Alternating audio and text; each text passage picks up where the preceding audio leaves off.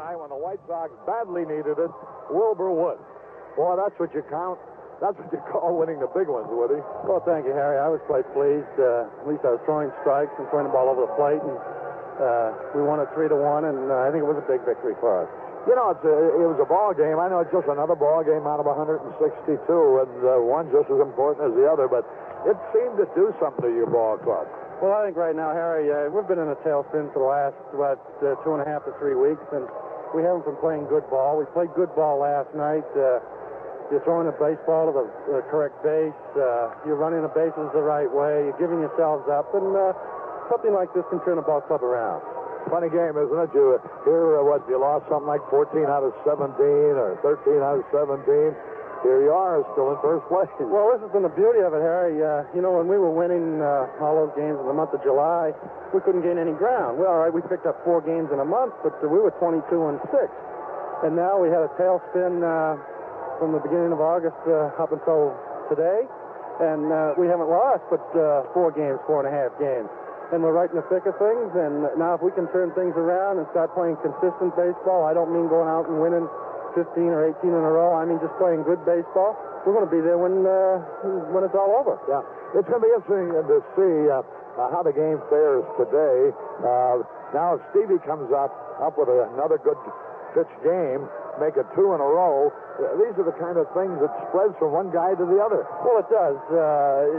It's just like the plague. That'll spread, and that's not a nice thing to talk about. But good things will spread also, and we're hitting the ball well. Last night we didn't score the amount of runs that we have in the past, but the defense picked it up. Now, if we can put everything together and get a little combination going here, defense and offense, and you never know what will happen. Yeah. You had fine control last night, and this is what's been giving you a little bit of trouble in other games. Did you do anything differently? Well, I've been working on the side with Stan Williams, and I saw Ray Berries last night. He was here, and we were talking, and I was doing a few things wrong mechanically, and I tried to straighten them out last night, and by throwing on the side last week for 25 to 30 minutes for 3 or 4 consecutive days, I think maybe I found it a little bit, and I just hope that I can take it with me from now on out.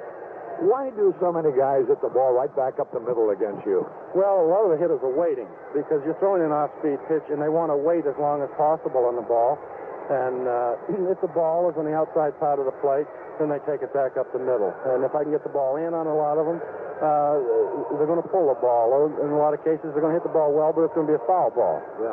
Woody, Paul, I tell you, you deserve so much credit. I know it still must be a little bit painful when you try to make that extra fast move after a ball that, is close to you, that you want to feel and you think you should feel, can't quite reach it. I know it probably hurts like the dickens. Well, it does, Harry. It's just something that I'm going to have to live with this year, and next year I won't have that problem. But for the present time, I do have a little problem with it. And as I said, you just have to learn to live with it and try to compensate in other ways. Yeah. The next year you won't have that problem. What is this now? Is adhesions breaking or what? Well, it's the adhesions breaking, and I do have a pin left in there, and the wire is left, and it's kind of hurt my rehabilitation to a certain extent, where I had to quit lifting weights, and I really had to quit running day in and day out. Whereas I feel, and I talked with the doctors and several trainers about come out, and then I can get back and I can do my exercises. Got it. Well, Harry, that's very easy to say and probably very easy to do for some, but it'd be just like yourself in the radio booth. If all of a sudden you're up there and you're going to broadcast it in and you're not going to say a word. Yeah. Instinctively, you've got to say something, and any time a ball's hit, you just move an instinct, and you can't do it. Yeah. Well, I tell you, I know that it's got to be awfully painful, and I just want the rest of the people to know it, too. And if there's anything called a medal for bravery, Woody, I think you've already earned it 10 times over. Well, thank you very much, Harry. As you fellas go game to game now, I know you pick up the paper in the morning and see how those other teams did, and this is going to go on now for another 46 days. Oh, yes, Harry. Now, in the beginning of the season, you didn't even look what the other ball clubs are doing, but now you're getting down near the end and the final 5 or 6 weeks of the season. Now you're going to begin looking, and I know last night we enjoyed what we saw on the scoreboard, but the big thing is if we go out there and win, and we win consistently and play good ball, then we don't have to worry about what the other clubs do. You know, the last thing Billy Martin said in the press room at the Yankee Stadium the other night, they were leaving to catch a bus too. He says, we'll take care of Texas for you. And he certainly did last night. Yes, he did last night, and I hope he continues doing it. Of those clubs, which do you fear the most? Well, I think I fear Texas more so than Minnesota or what's the other club? Kansas City. Texas. I fear Texas a little bit more because I think they're probably a sounder defensive ball club than the other two. Their pitching, I think, is better than the other two ball clubs. They do have the bats. They do have the offense. All four clubs have got the offense. There's no question about that.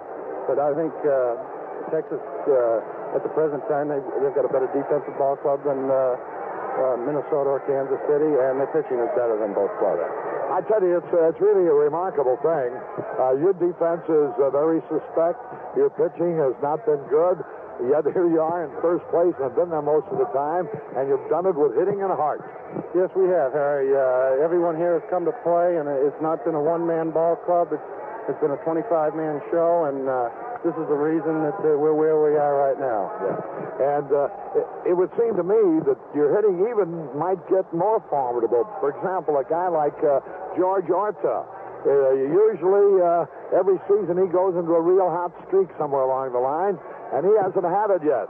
And should it start today, you guys are going to make even more runs. Oh, definitely. Now, I played with Georgie now for the last 4 or 5 years, and you've seen him play every day, and he's hitting 280 or thereabouts, and he really hasn't been hot yet. And when he gets hot, he can carry a ball club for 10 days alone. Yeah.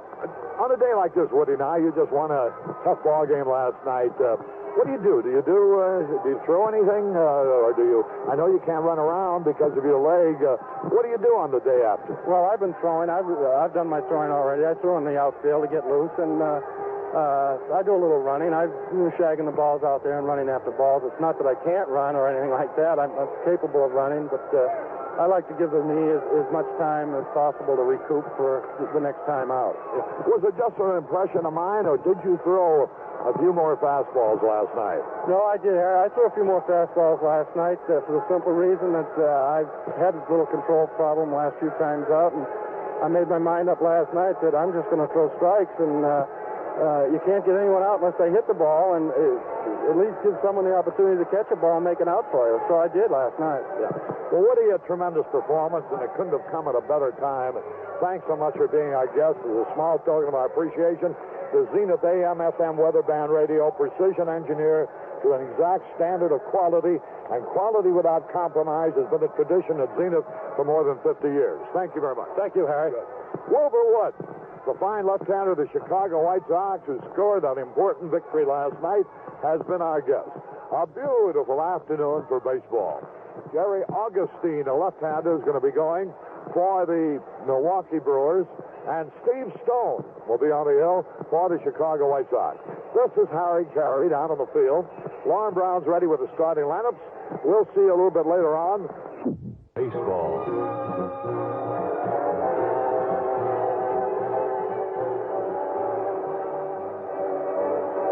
From County Stadium in Milwaukee, Wisconsin, it's Chicago White Sox baseball. White Sox baseball being sent your way this afternoon by Chevrolet trucks that are built to stay tough. By the Champion Spark Plug Company, who reminds you that the fresher your plugs, the better your mileage. By Stroh's Beer. For more than 200 years, real beer lovers know that it's Stroh's. By True Value Hardware Stores. True Value, it's not just a name, it's their way of doing business. And by the Zenith Corporation, the one with Color Sentry automatic picture system and electronic video guard tuning. Hi, good afternoon, everybody. Lauren Brown, along with Harry Carey and Jimmy Pearsall from County Stadium in Milwaukee, Wisconsin, as the Chicago White Sox take on the Milwaukee Brewers in this, the second game of a 4-game series. Last night, the White Sox, behind Harry's pregame guest, Wilbur Wood, defeated the Brewers 3-1. And this afternoon, in quest of their second win in a row over the Milwaukeeans, it'll be right-hander Steve Stone going for the White Sox. He has won 13 and lost 7 this year, and he'll be going against Jerry Augustine, who has won 10 and lost 14. And interestingly enough, the White Sox have won 5 games here in the month of August and Steve Stone has won 3 of those 5 ball games. The other 2 victories going to left-hander Randy Wiles and left-hander Wilbur Wood last night. So the White Sox will have a chance to put a victory up on the board here this afternoon and let 2 of the other contending clubs take a look at it when they get into action tonight. That being Texas, who will host New York tonight, and Kansas City, who will host Boston tonight. This afternoon, Minnesota is in action up at the Met, hosting the Baltimore Orioles, and in that ball game, Baltimore will be sending Ross Grimsley to the mound, while the Minnesota Twins, who had their ace Dave Goltz get beat last night, will be pitching a left-hander, Pete Redfern. But here today, it's Steve Stone, a right-hander, against Jerry Augustine, a left-hander, and we'll be back to take a look at the supporting cast for both ball clubs right after this word. That melody you hear. The White Sox, who won out here last night by a score of 3-1. It's pretty much the same lineup, with the exception of the designated hitter, with a right-hander opposed to a left-hander. It'll be Ralph Garr leading it off in left field. Alan Bannister.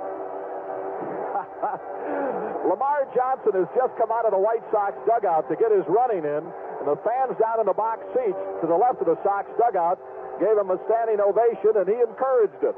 Then he told him to calm down a little bit, and then he went out to do his running. At any rate, let's get back to the lineup. Garr leads it off in left field. Alan Bannister will bat second at shortstop. Jorge Orta will hit third at second base. Richie Zisk will be in right field hitting cleanup. Lamar Johnson will be the designated hitter today with a left-hander going. Lamar will hit fifth. Eric Soderholm will be at third base, batting up in the number 6 spot. Chet Lemon will bat seventh and be in center field. Jim Spencer will be hitting in the number 8 spot at first base. And Brian Downing doing the catching again today, and Brian will be batting ninth. On the mound, Steve Stone. He is 113, and he has lost 7 this year. He is also 2-0 against the Milwaukee Brewers, and that's his lifetime mark, and has an earned run average of 4.22. For the Brewers, Vaughn Joshua will lead it off in center field. Jim Wohlford will bat second in right field. Don Money in left field, batting third. Cecil Cooper will be hitting cleanup at first base. Sal Bando will be at third base, and he'll bat fifth. Robin Yount will be at shortstop, batting sixth. Jamie Quirk will be the designated hitter, batting seventh. Lenn Sakata will bat in the number 8 spot. He'll be at second base. And batting ninth and doing the catching, it'll be Charlie Moore. On the mound for the Milwaukee Brewers today, Jerry Augustine. He is 110. He has lost 14. He is making his first appearance against the White Sox this year. A year ago, he was 0-2 against the White Sox, losing his first Major League start against them in this ballpark, by the way, when Francisco Barrios and the White Sox beat him. The wind may play a factor today, especially for the left-handed hitters.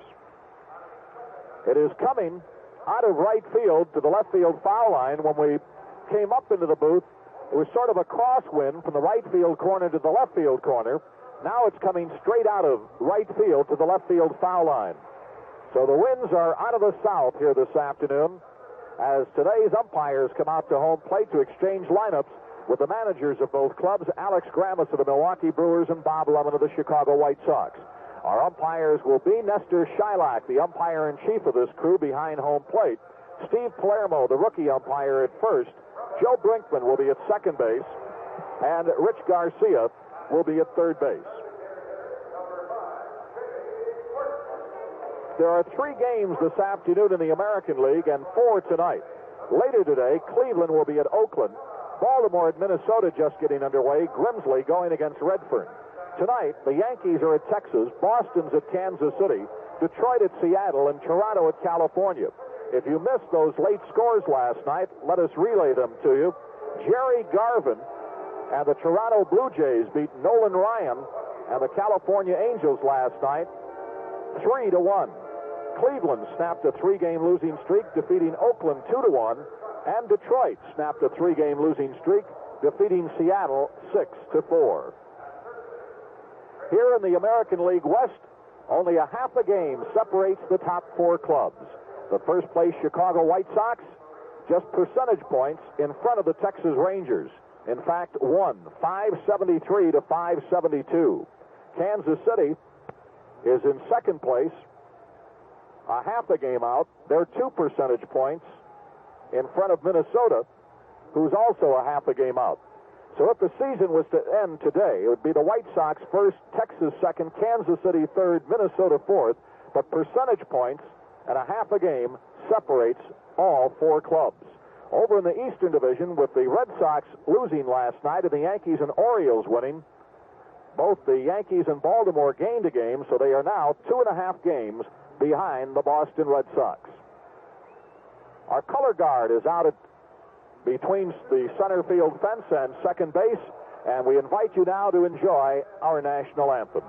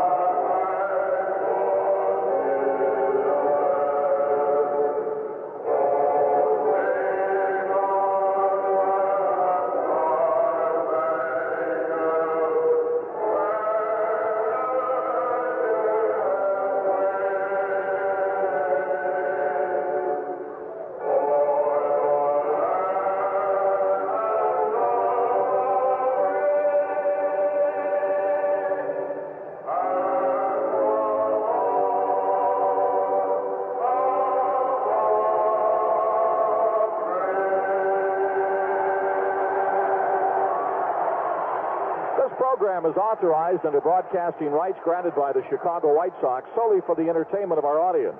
And any rebroadcast or other use of this play-by-play description and the account of this game without the express written consent of the Chicago White Sox is prohibited.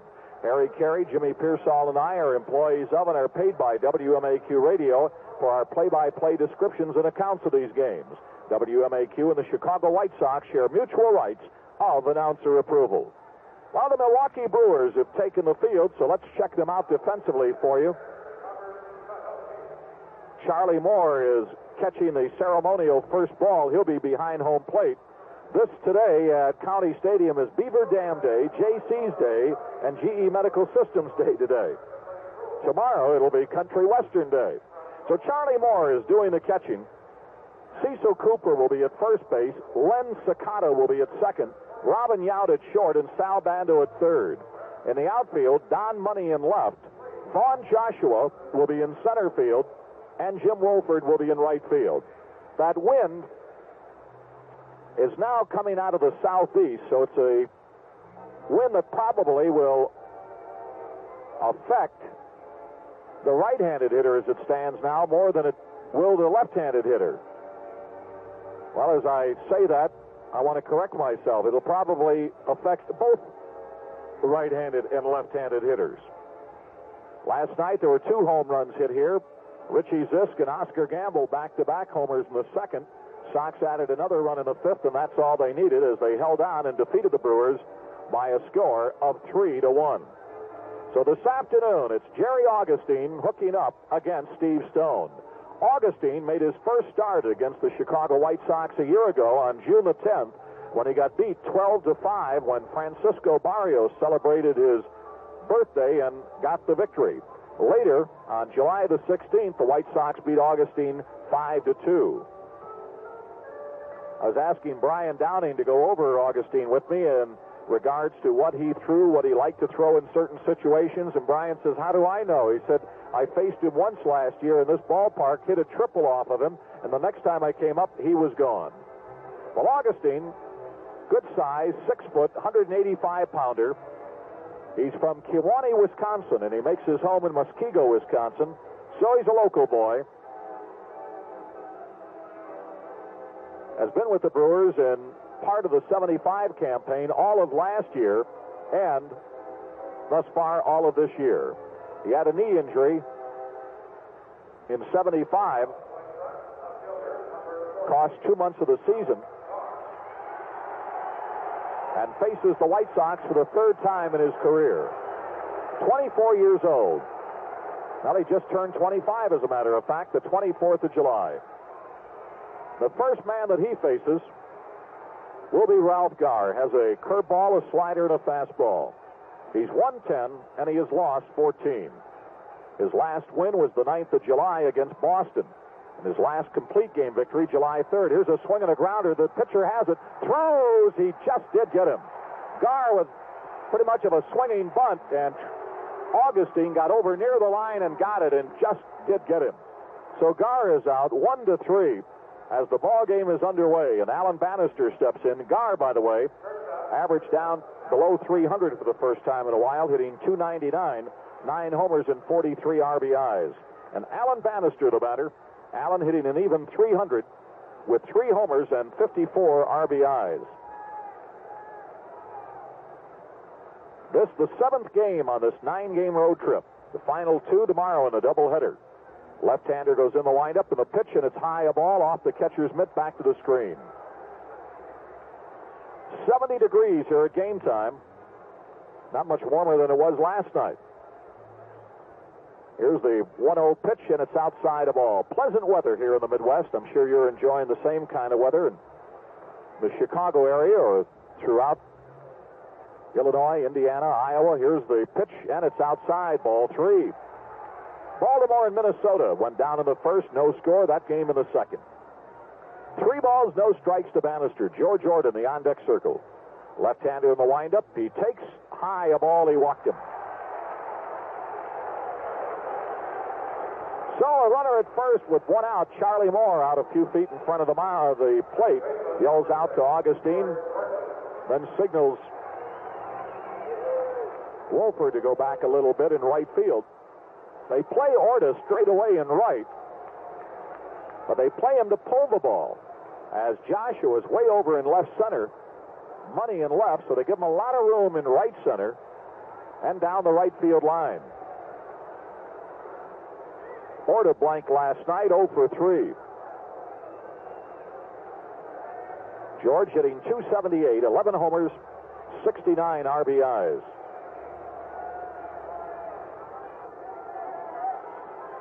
Left-hander ready, working out of the stretch now for the first time in the inning. Delivers a fastball inside a ball. He has thrown 6 pitches. He got Garr on the first pitch.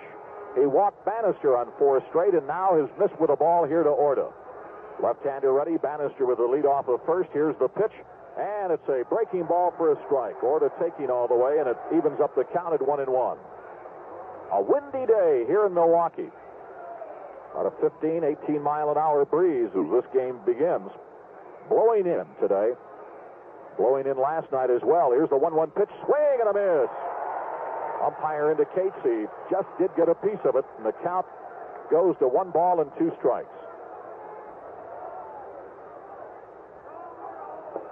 Sox trying to jump out in front of this series 2-0 before that doubleheader tomorrow afternoon. Cubs are just getting underway against the Dodgers at Wrigley Field. Here's the 1-2 pitch, high and inside a ball. So the count is even up, 2 balls and 2 strikes. A runner at first, 1 out. We're just underway in the top of the first inning. Richie Zisk in the on-deck circle. Orta at the plate. The 2-2 pitch. Swing and a grounder right side. Cooper off his mitt, can't get it. Here goes the runner to second, and Orta's at first. He is safe. It'll be an error on Cooper, the first baseman. Going to his right, that ball went off the fingertips of his mitt to the right. Sakata The second baseman was coming over to cover first, and where he had vacated, the ball went. So everybody is safe. And the batter is Richie Zisk, hitting .312, 26 homers, and 84 RBIs. Richie went 1 for 2 last night, and that was a solo home run to get the White Sox off and running. You know, Zisk has a great opportunity to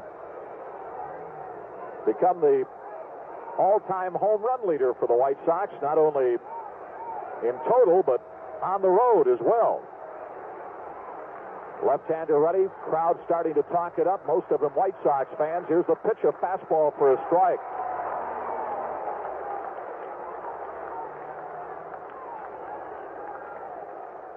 Zisk has hit 15 home runs on the road this year. The record is 17 by Bill Melton in 71. One strike on the batter. Runners at first and second. Here's the pitch. Swing and a foul back to the screen, and a good cut. But he's in the hole, 0-2. Lamar Johnson in the on-deck circle. White Sox threatening here with runners at first and second and one out. White Sox with a 1 percentage point lead in the American League West over Texas.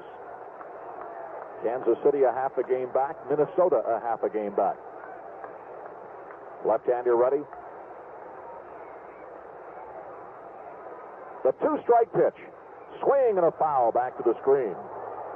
In that National League game between the Cubs and the Dodgers, neither team scored in the first inning. The Dodgers at bat in the second. Cubs are going with Bill Bonham in that ball game, and Doug Rao going for the Dodgers. Cincinnati at New York is also underway. San Diego at St. Louis, Houston at Philadelphia, Atlanta at Montreal are all night games. Left-hander ready, the two-strike pitch. There's a swing and a base hit to left field. Here comes Bannister around third. Here's the throw towards the plate. He will score. He's out. He missed the plate.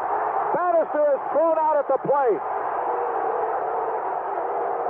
The umpire called him out. Then Bannister, realizing he hadn't touched the plate, went back and he tagged him again and he called him out again. So apparently, with Shilak's reaction, maybe he was safe, but he called him out originally. And that out goes from 7 to 2. So a single for Zisk. Bannister thrown out 7 to 2. On the play, Orta holds up at second. So now there are 2 outs with runners at first and second. And Lamar Johnson, the batter. Well, Money has a good arm. He's been a third baseman his entire career. Last night, he threw a bullet but far to the right of third, trying to get a man going from first to third. But here he threw it right on the money. My money to Moore. Here's the first pitch to Lamar Johnson. Swinging a base hit up the middle. Here comes Orta around. He'll score. Zisk will hold at second. And the White Sox get on the board 1-0. So Lamar Johnson, a .314 hitter with 14 homers and 46 RBIs, drives in his 47th RBI of the year. Lamar Johnson now on this road trip, if you can believe it, and believe me, it's true, has got 10 hits in 16 times at bat. All 10 have been singles, and he has driven in 2 runs on this road trip. So Orta scores, Zisk holds at second, and Eric Soderholm the batter. Eric hitting .286, 19 homers and 57 RBIs. Left-hander delivers. Here's the pitch. Inside a ball, gets away from the catcher. He's got it, throws to third, not in time. The ball gets away from the third baseman, but not far enough to allow the runners to advance further. It's a wild pitch with Zisk going to third and Lamar Johnson moving over to second base. So a base hit here could bring home a pair. 1-0 White Sox. It's an unearned run, but nevertheless on the board. 1 ball and no strikes to Soderholm. Left-hander ready. Here's the pitch. Inside and low ball. Gets away from Moore, but not far enough to allow the runners to advance. The White Sox this year against left-handed pitchers are 5 games over 500, 16-11. Augustine, a left-hander, gets his sign. In the hole, 2-0. Wind up and the pitch. There's a swing and a pop-up. That'll end the inning. Cooper underneath it. First baseman has it, and that retires the side. But in the inning, the White Sox jump out in front with 1 run on 2 hits. There's 1 error in the inning, and 2 men left on. So we're at the end of a half inning of play. It's the White Sox 1, Milwaukee nothing. Brown back at County Stadium as Steve Stone comes in from the bullpen. 1-0 White Sox, and between innings, Bob Lemon, manager of the White Sox, in a pretty good discussion with Nestor Shylock, the home plate umpire. And I think it goes back to that double call-out at home plate on Alan Bannister. He called him out, and then Bannister, realizing he hadn't touched the plate, not knowing he hadn't been called out, made an effort to get back. But Moore got him right at almost the point that he touched home plate, and Shylock called him out again. And I think what Lemon was arguing about, why would you do that? You already called the man out. So, really doesn't make any difference. He was out both times. Cincinnati got 3 in the first, and they lead the Mets 3-0 at the end of 1 inning of play. In that game, Cincinnati is going with Freddie Norman, while the New York Mets are pitching Swan. We told you about the National League schedule. We didn't mention the Giants and the Pirates. They are playing tonight. The Cubs go into today's action, trailing Pittsburgh by 2.5 games and 7 games behind the Philadelphia Phillies, and only 1 game in front of the St. Louis Cardinals. The Dodgers with a 10.5 game lead over Cincinnati. Some of the teams that have been going good lately in the American League, the New York Yankees especially, they have won 6 in a row, 11 of their last 12, and they'll be in Chicago Monday and Tuesday night. 20,000 general admission tickets will go on sale the day of both ball games, so come on out. Baltimore has won 3 of their last 4, 8 of their last 10. Kansas City's won 3 in a row. Boston got beat last night by the Royals, but still they've won 17 of their last 19. The White Sox, who had lost 13 of their last 17, came up with a win here last night, 3-1. These Brewers haven't been going well. They have lost 22 of their last 31 ball games. And Minnesota's been in a little bit of a slump. They've lost 5 of their last 7, but yet they're only a half a game out of first. That's how this division has been going. Here, the White Sox have lost 13 of their last 18, but yet they're in first place. A lot of people believe that White Sox pull out of this here this weekend and get going again, that they'll have their problems behind them and wait for the other clubs to run in a bit of a slump. So Steve Stone has completed his warm-up tosses, and he'll face Von Joshua, Jim Wohlford, and Don Money here in the first inning. Stone has won 3 of the White Sox 5 games this month.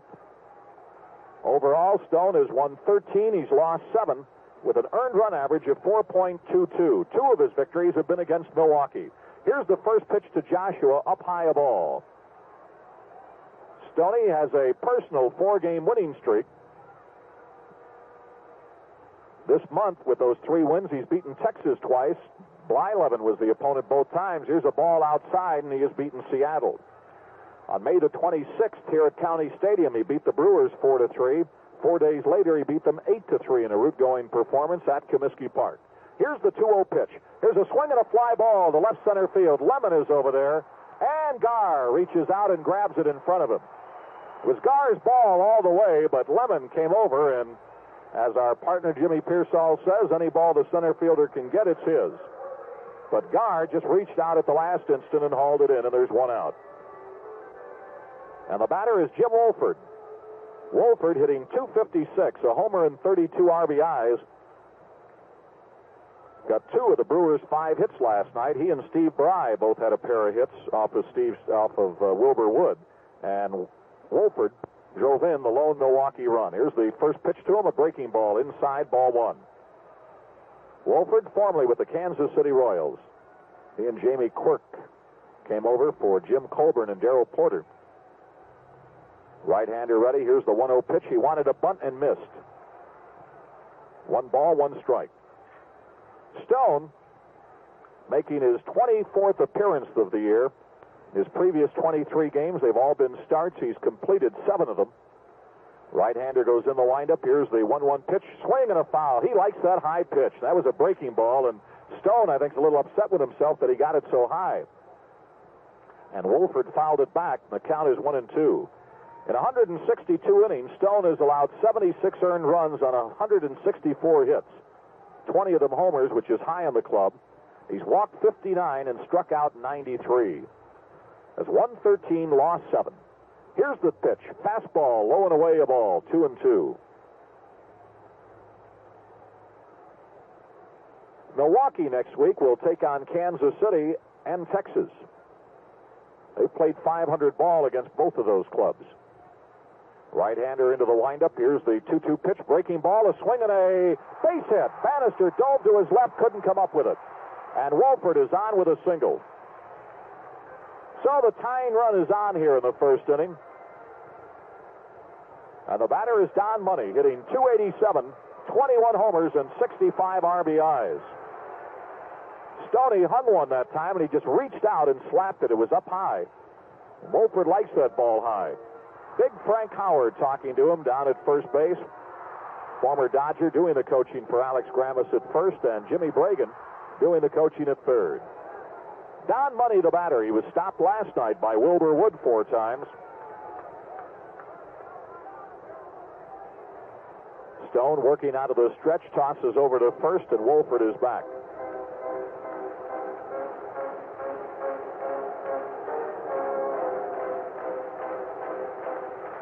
Wohlford has stolen 13 bases this year, but he has been caught 13 times. Here's a toss over, and he dives back in. Brian Downing doing the catching again today. Jim Spencer's at first, Jorge Orta at second, Alan Bannister at short, and Eric Soderholm at third. An outfield of Ralph Garr in left, Chet Lemon in center, and Richie Zisk in right. They play money to pull. Here's a fastball for a strike. They play him to pull on the infield. They play him to pull in the outfield. So thus, by doing it on the infield with the first baseman holding the runner on the bag, creates a big hole in the right side of the infield. And a big gap out in right center and down the right field line. Here's the pitch. Breaking ball. Misses. Ball 1. Tomorrow out here, the White Sox will be sending Ken Kravick and their newest member of the club, Steve Renko. They'll be going against Bill Travers and Moose Haas. It'll be a 1 o'clock doubleheader at Milwaukee. Right-hander ready. Here's the pitch. And it's a strike. Took something off that pitch. 1 ball, 2 strikes. Remember, these same Brewers will be in Chicago next weekend. Teen night next Friday night. All teenagers admitted for half price. Saturday night, family night. All family members admitted for half price. And next Sunday afternoon. Here's a toss over to first, the runner back. The Milwaukee Brewers have won 53 and lost 72. 19 games under 500. Trailing Boston by 22 games. Right-hander delivers. Here's the pitch inside. He just missed on the corner. And the count evens up at 2-2. Beautiful day in Milwaukee. You don't figure a day like this to be in the month of August. More like April or May, or even September. There goes the runner. Here's the 2-2 pitch. Swing and a miss. A throw to second. He is safe. Stolen base. So Money strikes out for the second out. And Wohlford picks up his 14th stolen base of the year.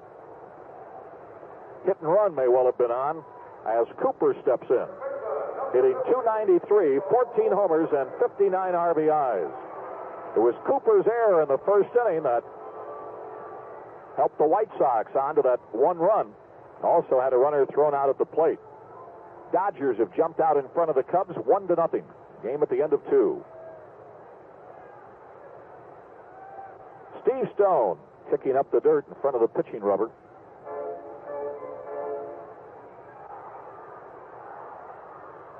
Baltimore got a run in the second. They lead Minnesota 1-0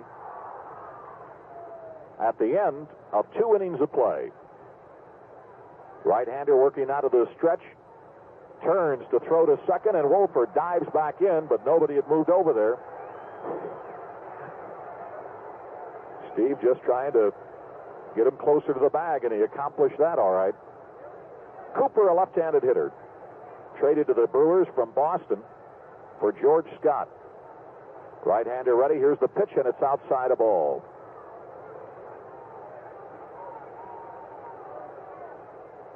A 1-out single, followed by a stolen base after the second out was registered on a strikeout to money, as the tying run at second with 1 out, or 2 out rather. Here's the pitch. Here's a swing and a grounder right side. Orta has it. Can't handle the ball, but he keeps it from going to the outfield. It'll be an infield hit.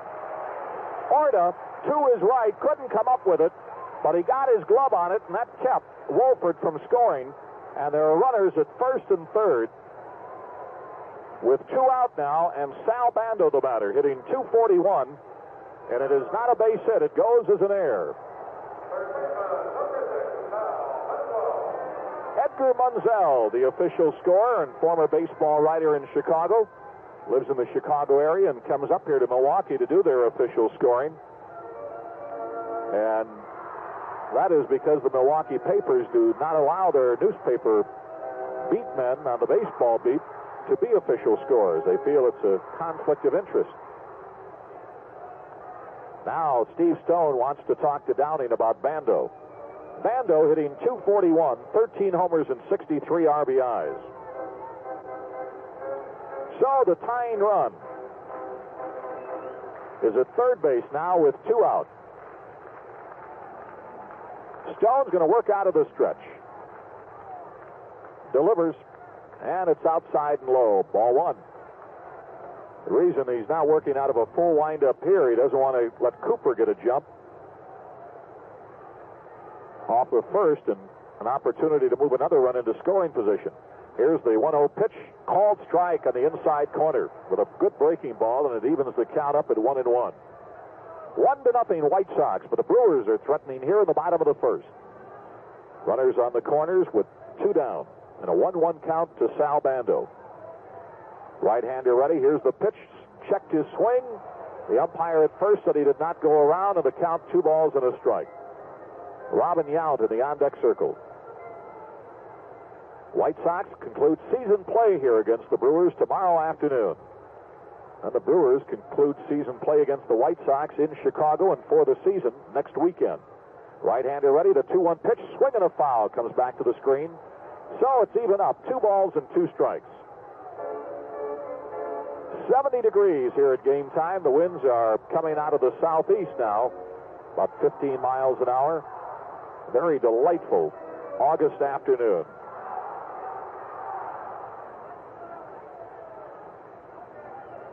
Stone examining the new baseball. Now he toes the rubber, looks in to get his sign, shakes Downing off. Now he's ready. The 2-2 pitch. Fastball high and inside. So with a 3-2 count now, Cooper will be off at first. Wohlford will tread lightly at third. This is the first time he has had a full count on a batter in this inning. Right-hander ready. The 3-2 pitch. High, he walked him, the bases are loaded. And he wants a new baseball. So Cooper goes down to second. Wohlford stays at third, and Bando goes to first, and Robin Yount will be the batter. And before he steps in, let's pause 10 seconds for station identification. This is WMAQ Chicago. WMAQ. Robin Yount, the batter, with the bases loaded and 2 out, hitting .308, 2 homers, and 32 RBIs. Stone now will use a full windup. He goes into it and delivers. Here's a swing and a shot to center field. Lemon is there. He's got it, and that retires the side. Boy, he grabbed that ball with his glove hand and let it put his hand up there real quick, indicating that ball almost popped out of the mitt. We couldn't see that much white of it, but Lemon reacted like he normally doesn't. Boy, he grabbed it right away, but that retires the side as the Brewers strand 3. There were no runs, 1 hit, 1 error, and 3 men left on. So at the end of 1 complete inning of play, the White Sox won, Milwaukee nothing. Well, we want to send out get well wishes to Chris Rowland and Jimmy Valdez, White Sox fans. Good buddy Mike Urban and his wife Sunday from Bob's office in North Riverside are here at the ball game today. The Rennick family, Joe, Helene, Debbie, and Donnie are here. Debbie, the president of the Kevin Bell Fan Club. And a busload of Sox fans from the Airport Banquet Hall. Frank and Tina included. Chet Lemon leads it off in the second against Augustine. Here's the first pitch to him, a swing and a miss. Lemon hitting .278, 16 homers and 52 RBIs. He'll be followed by Spencer and Downing. White Sox lead 1-0. Augustine in the windup and the pitch to Lemon. Here's a swing and a shot to right field. Wohlford coming in. He's there and he's got it. That ball was tailing to his left after coming straight at him, but he reached out and grabbed it for the first out of the inning. So Lemon lines out to right, and the batter is Jim Spencer. Spencer hitting .249, 17 homers and 60 RBIs.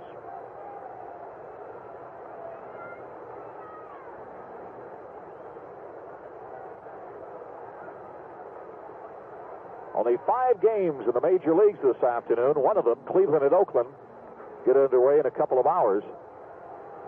Left-hander ready. Here's the pitch, and it's a fastball for a strike. Currently 2 games in the National League and 2 in the American League going on. Cubs trailing the Dodgers 1-0 at the end of 2. Here's the 1-strike pitch. Here's a swing and a foul into the box seats on the left side, and Spencer in the hole 0-2.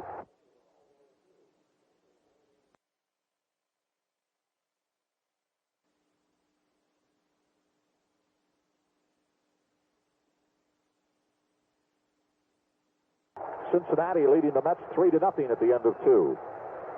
The American League, Baltimore beating Minnesota 1-0 at the end of 2, and here the White Sox out in front of Milwaukee 1-0 in the top of the second.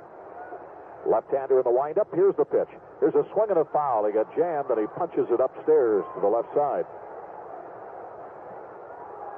By the way, to White Sox, tomorrow morning out at the ballpark are having a repeat of that flea market, getting rid of a lot of the White Sox equipment. Here's a swing and a shot into left field. Money coming over. It drops in for a base hit. Down the left field line. Gets by him. Here comes Spencer going to second. He might have a chance for 3. He's legging it. Here's the throw. He slides safely. And we'll wait the official decision as Spencer winds up at third.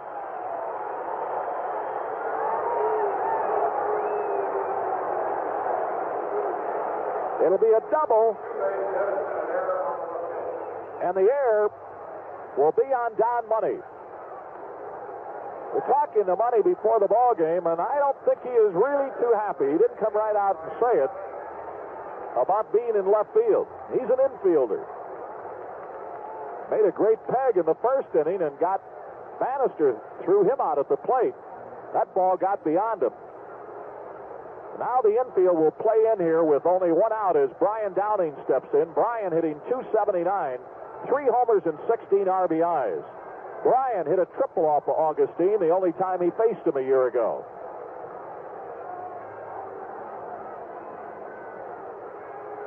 Infield playing at the edge of the grass. Left-hander ready. Here's the pitch, and it's a fastball for a strike. 1-0 White Sox. Play Brian to pull the ball. Last night he went 1 for 4. He hit a ball. He had a single, but he hit a ball that on a normal night would have been out of here, but the wind blowing in. Center fielder got it at the warning track. Here's the pitch. Swing and a miss. Strike 2.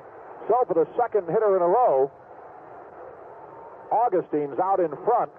2 strikes.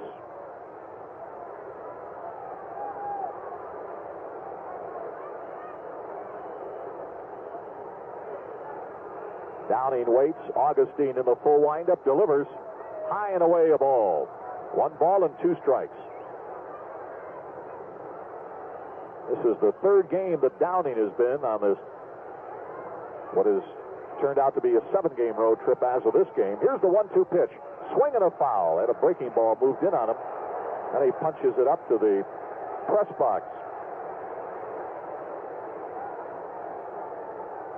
After 1 out, a double and an error has put Jim Spencer at 3rd.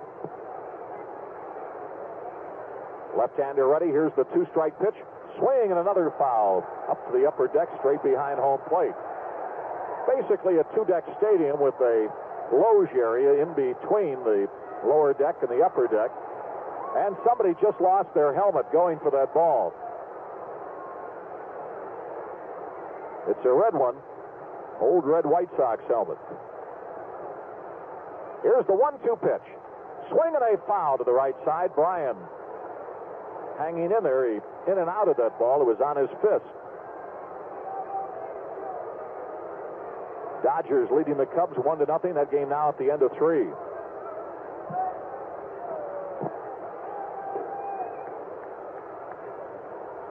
Left-hander in the windup. Here's the pitch. Here's a swing and a long drive way back.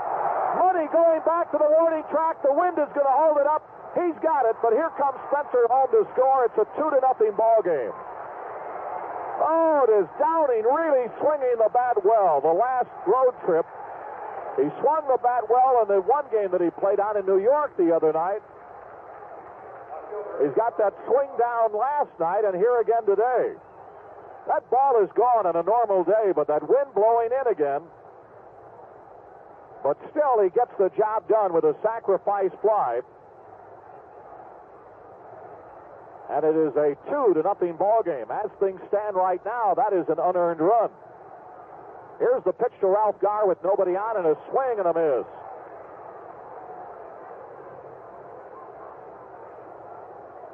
Two to nothing White Sox. Left-hander in the windup. Here's the pitch. Here's a bunt to the right side. Cooper has it off his glove. Garr beats it out. Cooper reached out to his right to get it, and at the same time he tried to go to first, but he didn't have the ball. That may be an error. The official score will have to judge on the speed of Garr, taking that into consideration. And the batter is Alan Bannister.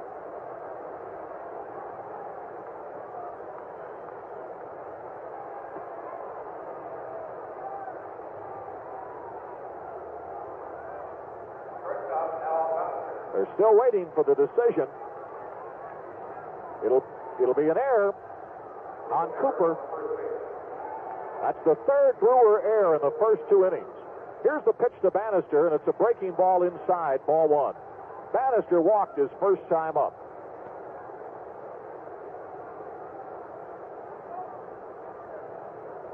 So that definitely is an unearned run now in this inning. Sox with 2 unearned runs leading. There goes Garr. Here's a pitch outside, a ball, a throw down to second.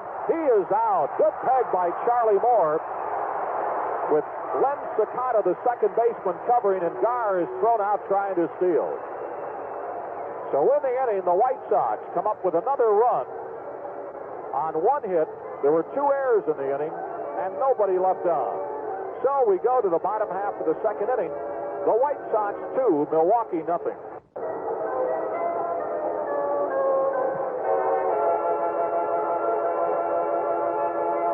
Gordon Brown back at County Stadium as we go to the bottom of the second inning. Jamie Quirk will lead it off. He'll be followed by Lenn Sakata and Charlie Moore, the 7th, 8th, and 9th hitters in the Brewer lineup to face Steve Stone. 2-0 White Sox out in front. Baltimore did not score in the third. The Twins are at bat in the bottom of the third. The Orioles won. Minnesota, nothing. Now the Orioles have another trip to Chicago this year, as do the Minnesota Twins.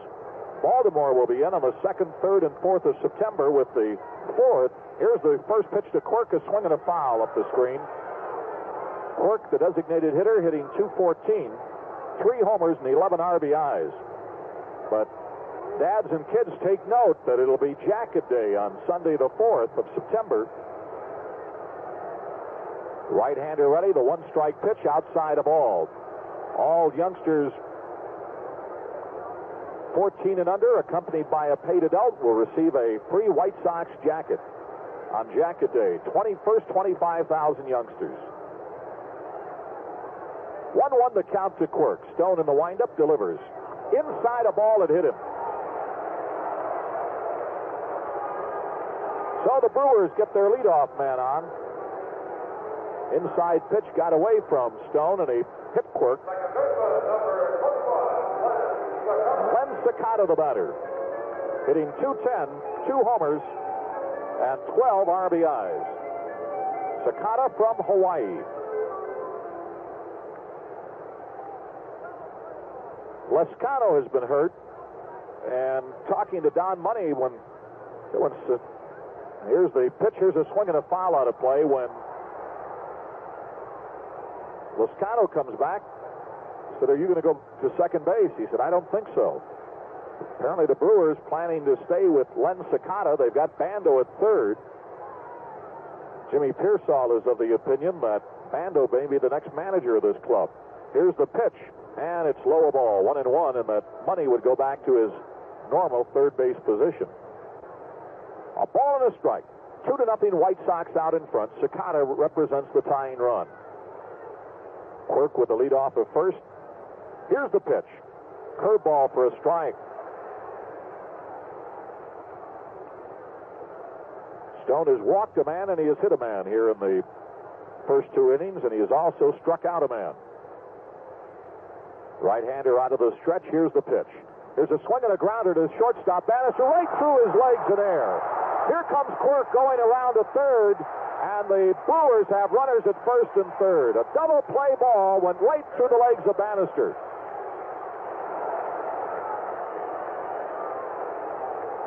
That is the White Sox second error. We've already had 5 errors in this ball game, and we're just in the top of the second inning. 3 by Milwaukee and 2 by the White Sox. So the tying runs are on base, and Charlie Moore the batter.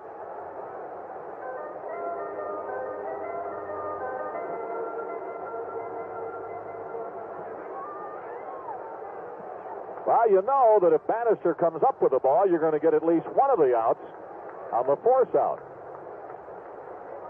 So now runners at the corner and nobody out.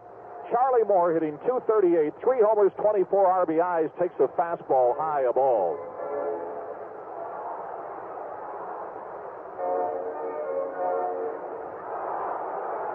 Stone trying to overcome his own mistake of hitting a man and the mistake of a teammate. Here's the 1-0 pitch, a fastball low, ball 2. Top of the order, Joshua in the on-deck circle. 2 balls and no strikes.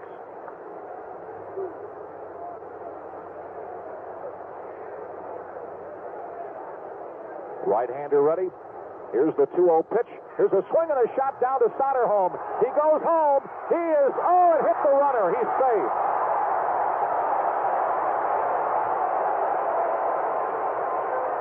An error on Soderholm. And it's a 2-1 ball game. The errors are evened up at 3. A fielder's choice for Moore. No RBI.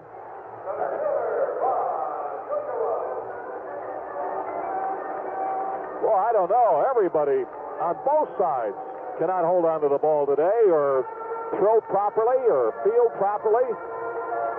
Cooper has made 2 errors at first. Money has made an error in left. The White Sox, Orta's made an error, Bannister's made an error, and Soderholm makes his first error since the 7th of June. So it's a 2-1 ball game, still nobody out, and Von Joshua, left-handed hitter, is up. They're looking for the bunt, and he lays it down. Third baseman goes to third, not in time. The catcher, Downing, goes to third and missed him. A sacrifice and a fielder's choice, and the bases are loaded.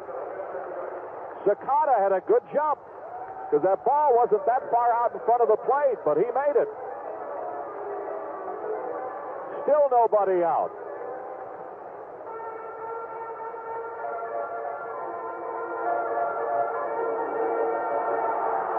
And the batter is Wohlford, who singled his last time up. So the tying runs at third base and the lead run at second base. Here's the pitch. And it's outside a ball. We have had 3 runs in this ball game, and they are all unearned, as each club has committed 3 errors. Well, I really don't fault Downing throwing that ball, because that was not throwing to third. Here's the 1-0 pitch, swing and a miss. That ball was not that far away from the plate, and he saw the runner coming down, but Sakata, with good speed, beat it.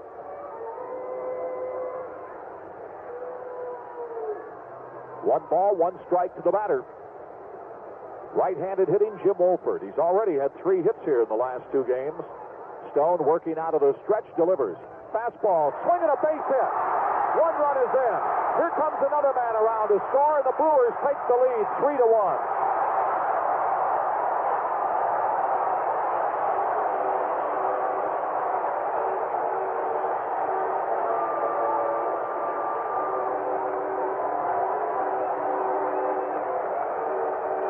Well, the air on Sakata's ball has really opened the gates.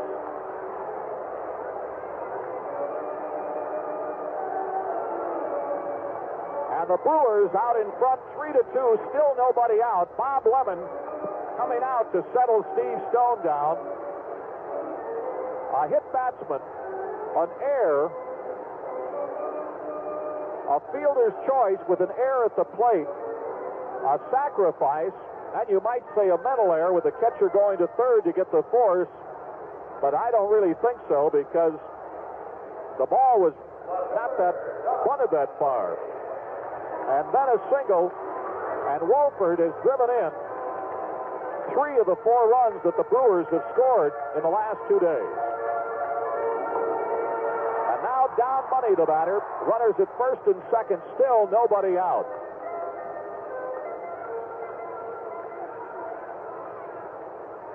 A very unusual afternoon, to say the least, with both clubs committing 3 errors and 5 runs being the result. Here's the pitch he wants to bunt. Out in front of the plate, Downing goes to first, he got him. The sacrifice is successful, going 2-4. Joshua goes to third, and Wohlford goes to second, and that is the first out of the inning.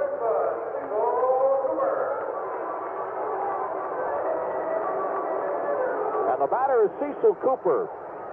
He has made 2 of the Brewers' 3 errors, and he himself got on in an error in the last inning.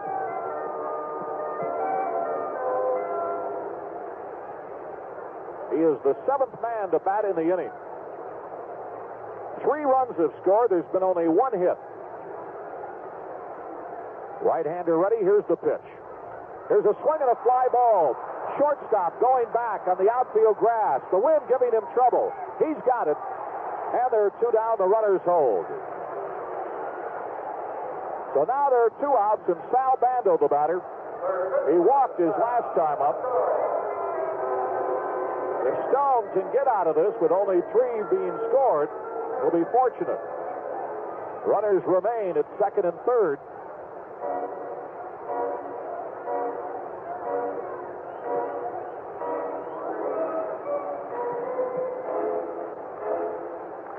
Stone working out of the full windup now. Goes into it. Here's the first pitch to Bando, and it's outside a ball. 3-2, Milwaukee out in front here in the second inning. First time they have led in the series. Right-hander ready. Here's the pitch, and it's a strike with a curveball. 1 ball, 1 strike.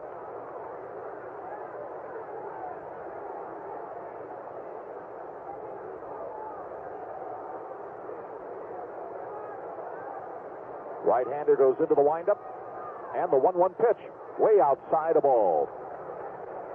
Von Joshua down at third, Jim Wohlford at second. Outfield playing Bando around to the left. Stone goes into the windup, and the 2-1 delivery. Swing and a miss. Evens the count up now at 2 balls and 2 strikes.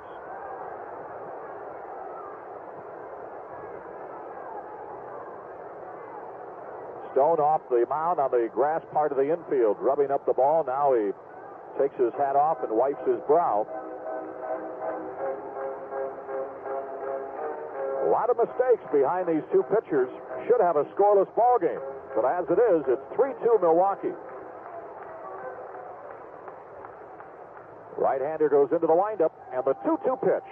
Low a ball. The count is full to Bando. He walked on a 3-2 pitch in the first inning.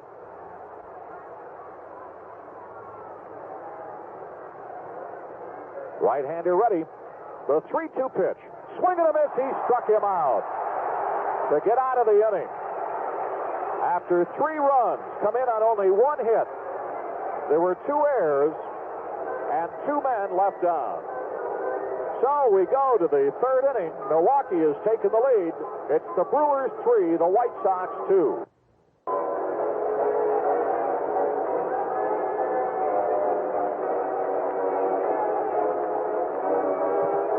Well, a couple of changes by the official score. They ruled the first run by the White Sox in the first inning was an earned run, and that's rightfully so, because after the error, there would have been 2 outs and a runner on, and then a back-to-back singles would have scored that run. All 3 of the runs off of Stone were unearned. That error by Soderholm was his first since June the 4th. Had not made an error in 56 games and 149 chances. That's a tough play, that runner coming down the line, and you got to throw behind him, and he hit him right in the back. So Alan Bannister will lead it off. Alan walked his first time up. Jerry Augustine in the windup delivers. There's a swing and a foul into the seats. 3-2 Milwaukee. It'll be Bannister, Orta, and Zisk. The sun behind the clouds. It has gotten cloudy here. Here's the 1-strike pitch, a breaking ball high. They really didn't break. Stayed up there. 1 ball, 1 strike. Here's the pitch. And it's outside and low ball, 2. We're in the 3rd at Milwaukee. 5 runs have scored. Only 1 of them have been earned.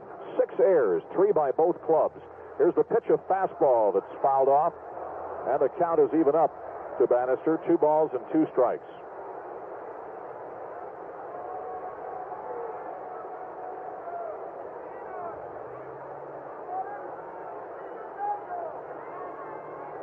Left-hander in the windup. Here's the pitch. Swing and a smash above the Milwaukee dugout. And the count remains the same. Bannister hitting .280 on this road trip with 3 RBIs.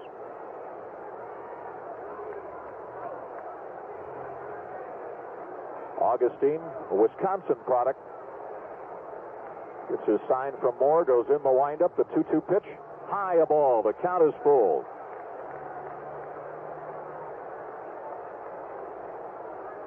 3-2 Milwaukee. Here's the pitch. There's a swing and a shot to Sakata at second.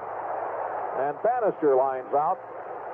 The White Sox have scored in each of the first 2 innings after their leadoff man has been retired. So let's see if Orta can start something here with 1 out. George got on in an error in the first inning and came around to score.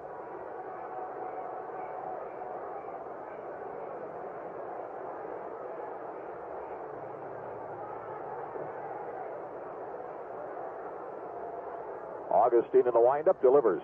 And it's a called strike. He shortened up as if he wanted to bunt.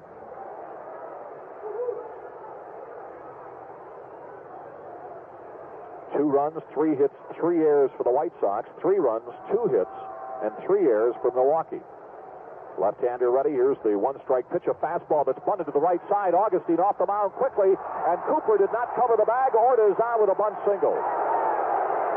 Boy, a nice job by Augustine as he got over there quickly, but the first baseman wasn't there. Had he been there, he would have been out. Boy, I'll tell you, we have had physical and mental errors here this afternoon, and we're only in the 3rd. And Richie Zisk is the batter. A bunt single for Orta. as the first baseman does not cover the bag. Cooper has made 2 physical errors and a mental error.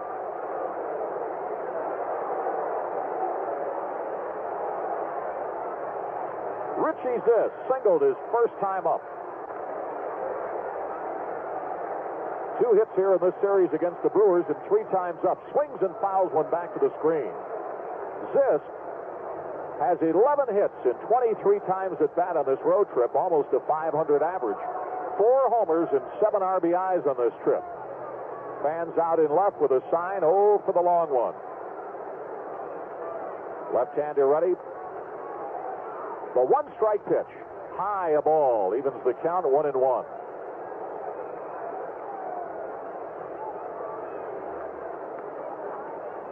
Sox with a run in the first, 1 in the second. The Brewers with 3 unearned runs in the second. Tying runs at first with 1 out.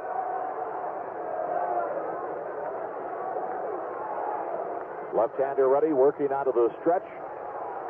The 1-1 pitch. Checked his swing in time, a ball high. 2 balls and a strike.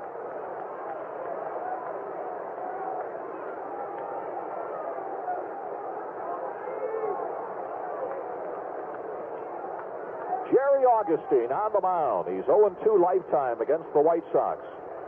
Steve Stone, the White Sox pitcher, 2-0 lifetime against Milwaukee. Just the opposite. Augustine was off the rubber for a while. Now he's back up. 2 balls, 1 strike to Richie Zisk. Orta with the leadoff of first. Here's the pitch. Inside a ball, 3-1. Lamar Johnson in the on-deck circle. 1-0 Baltimore over Minnesota at the end of 4 innings of play. Left-hander ready. 3-1 pitch. Swing and a foul to the upper deck. Fan grabbed it. On the fly for a souvenir, and the count goes full now to Zisk. Augustine has had quite a few 3-2 situations here in the first couple of innings. See if Orta will be off. Big hole in the right side of the infield. 3 balls, 2 strikes. Orta not going. Here's the pitch. There's a swing and a smash up the middle, a base hit. Orta legs it around second, and he'll come back as the throw goes into third. On 1 hop, he would have been out. So Zisk gets his second base hit. And the White Sox with runners at first and second and 1 out. And Lamar Johnson, the batter, he singled in the first White Sox run back in the first inning.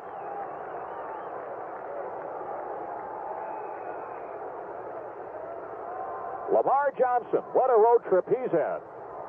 10 hits and 16 times to the plate with 2 RBIs, hitting over 600.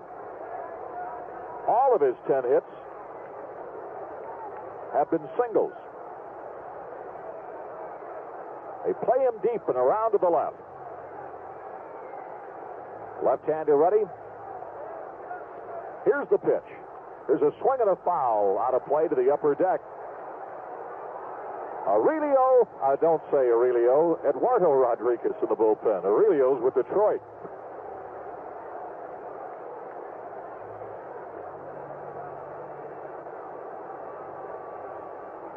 Eduardo Rodriguez, right-hander, warming up in the bullpen. 1 strike to Lamar Johnson. Runners at first and second. Augustine out of the stretch. Delivers. Inside a ball, Moore down to both knees to keep that ball from going back to the screen, and the count evens up at 1-1. A very weird afternoon here. 4 unearned runs of a total of 5 that have been scored. 6 errors in total, 3 by each club. White Sox have 5 hits already here in the first 3 innings.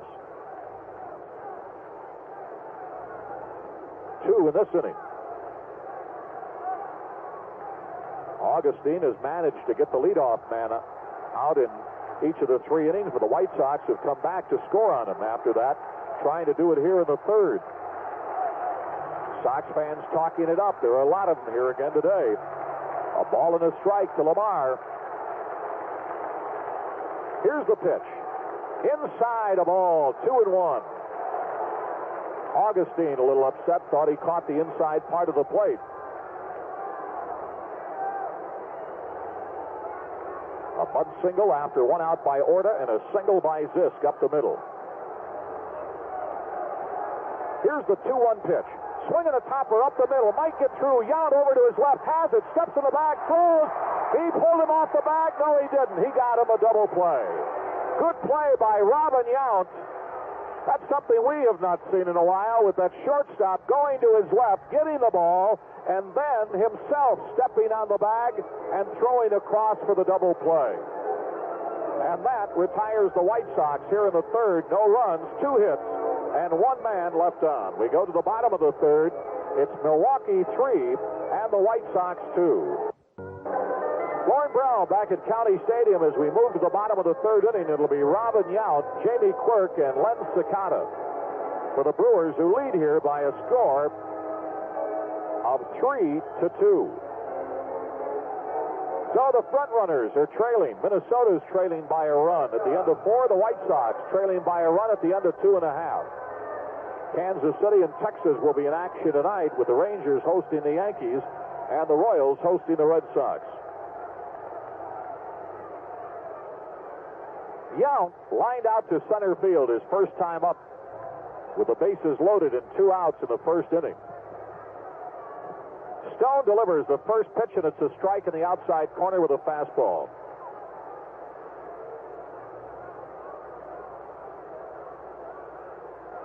Right-hander ready. Here's the 1-strike pitch. Breaking ball that he fouls off, and he's in the hole 0-2.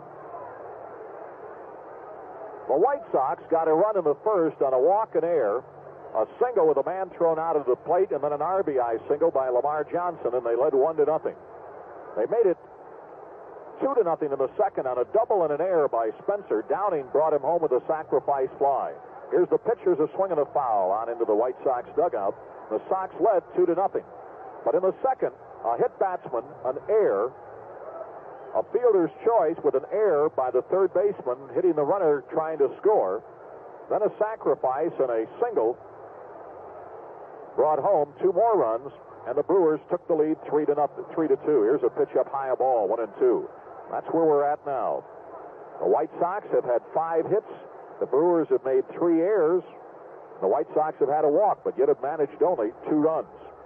Here's the pitch. Here's a swing and a fly ball to center field. He went after a high pitch. Chet Lemon comes in. He waits, and he's got it. And there's 1 out.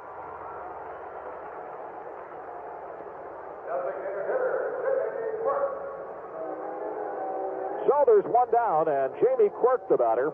Quirk was hit by a pitch that started the 3-run second inning for the Brewers.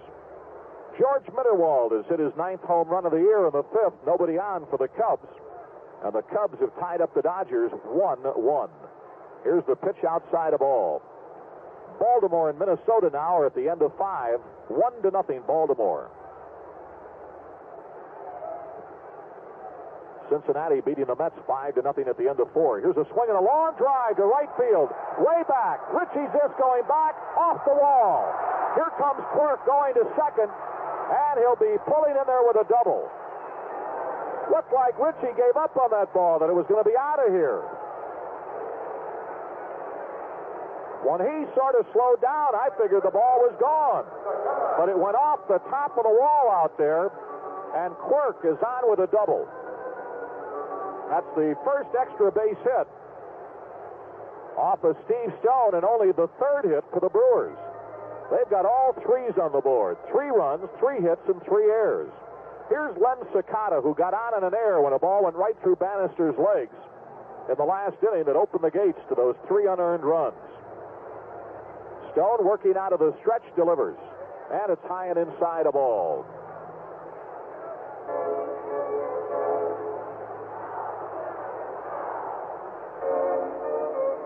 Three to 2 Milwaukee.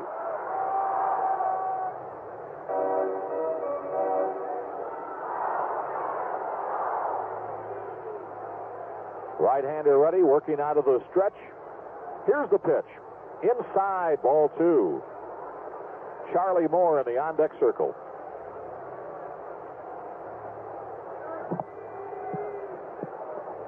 This is the second game of a 4-game series. It'll end out here tomorrow with a doubleheader. Right-hander ready, the 2-0 pitch.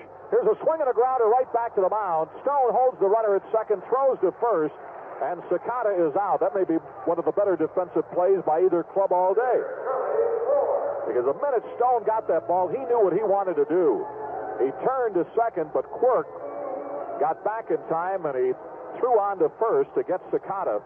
That goes 1-3, and now there are 2 outs, and Charlie Moore, the batter, got on in a fielder's choice his last time up when he grounded 1 to third, and Soderholm threw to the plate to get Quirk, but hit him in the back, and he scored the first Brewer run.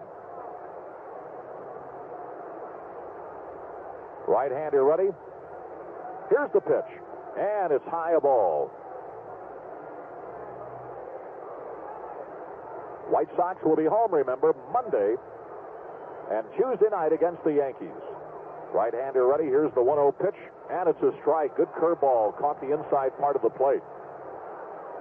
And the White Sox go to Baltimore for 2 games on Wednesday and Thursday before coming home next Friday and Saturday night and Sunday afternoon against Milwaukee. Ken Singleton's just hit a 2-run homer for Baltimore. Here's a called strike 2 in the inside corner. Singleton with a 2-run homer now has given Baltimore a 3-0 lead in the 6th inning, his 19th of the year. White Sox have to take on the O's 4 more times, twice in Baltimore and twice in Chicago. Right-hander ready. Turns to throw to second, and Quirk goes back to the bag. Mitterwald's home run, the only run the Cubs got. They're tied with the Dodgers, 1-1 at the end of 5. Here's the 1-2 pitch. There's a swing and a fly ball to right field. Zisk going over to his left.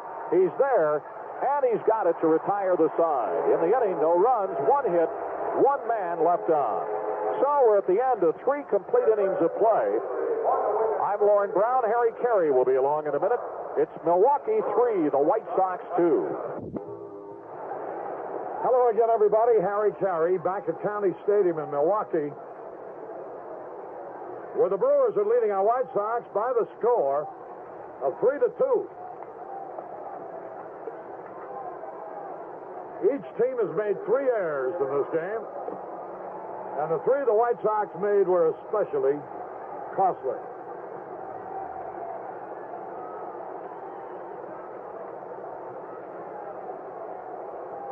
A breezy day,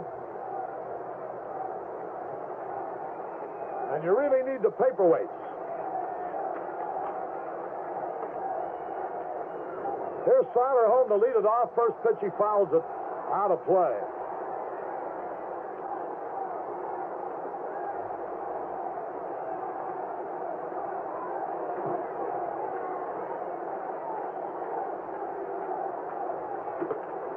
Now the pitch, swung and fouled again.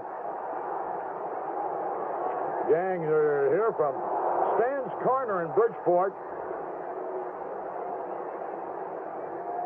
Soderholm popped up his first time with runners on second and third. Then he made his first error in 56 games. Now the pitch. There's a shot, foul.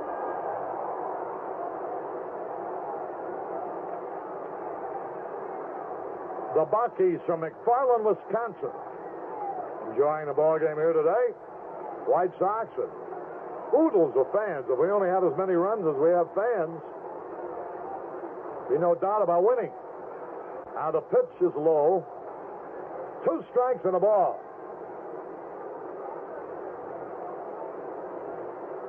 Right-hand hitter Eric Soderholm. Now the pitch. Peps at foul again, a rolling foul on the third base line. Cub Scout Pack Troop 16 from St. Thomas Church in Freeport, Illinois, pulling for a White Sox victory.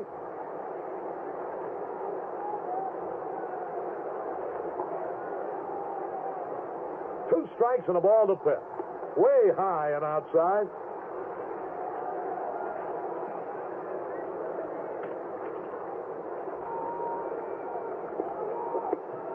balls, 2 strikes.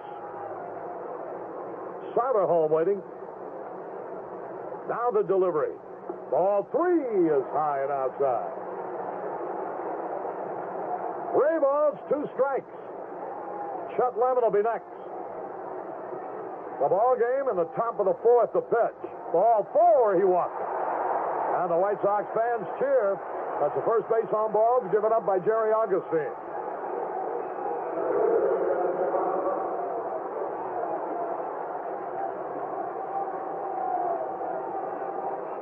Here's Lemon looking down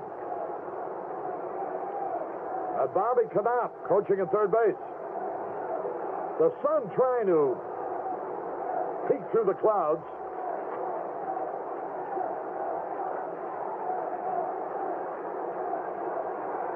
Lemon lined out his first time. Now the pitch by Augustine. Here it is. Smash right to the first baseman, a line drive for a double play. The second double play in as many innings that the White Sox have hit into. Here's Spencer. He doubled the left his first time up. Larry and Karen Zoller from Bedford, Indiana, hoping to see the White Sox win this one.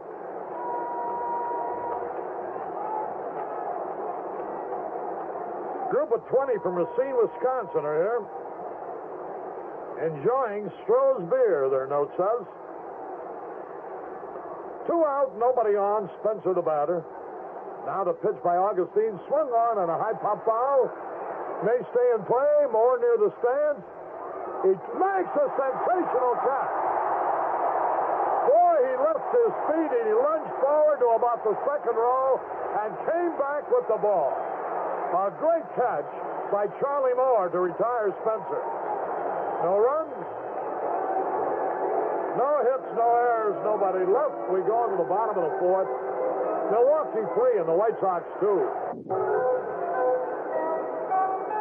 Carry back at the ballpark. We're going now into the bottom of the 4th inning. They'll have their leadoff man, Ron Joshua, coming up. Paul and Vicki Fladdon celebrating their 3rd wedding anniversary. They're from Elmhurst, Illinois.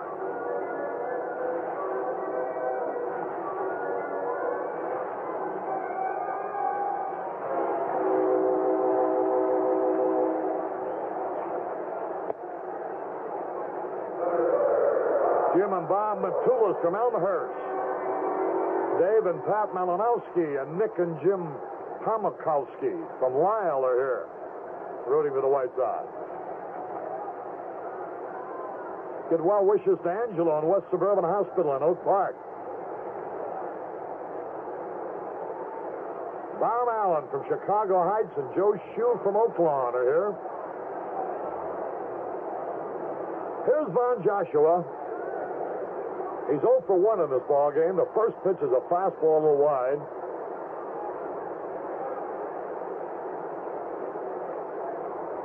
Doubleheader here tomorrow. There's a long drive right field. This ball cannot be reached. It's off the wall. Here's this coming up with it. Von Joshua going for 3. This relay to went over Orta's head. Came to Bannister, whose throw was late. A triple to right center.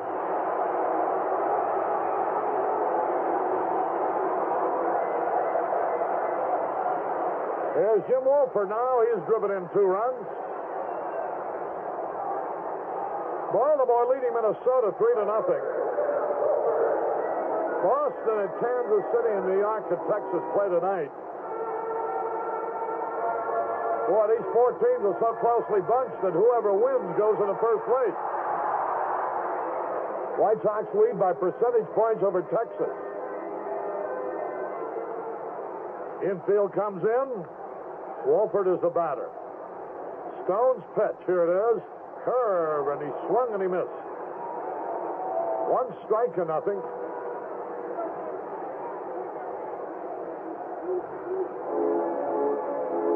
Downey goes out to Todd to Steve Stone. Stone was the victim of an almost unbelievable defense. He hit Quirk leading off the 2nd inning. Then Sakata hit a double play ball at Bannister and it went right through his legs. Runners winding up at 1st and 3rd. Then Moore hit a ground ball to Soderholm, who had the man at the plate easily, but hit him in the back. Soderholm's first error since June the 4th. He had gone 56 games without making a mistake. A ball and a strike on the right-hand hitter. Don Money will be up there next. The stretch, the pitch, here it is. Swung and a high pop foul. Over near the stands. Spencer chasing it, no play. 2 strikes and a ball.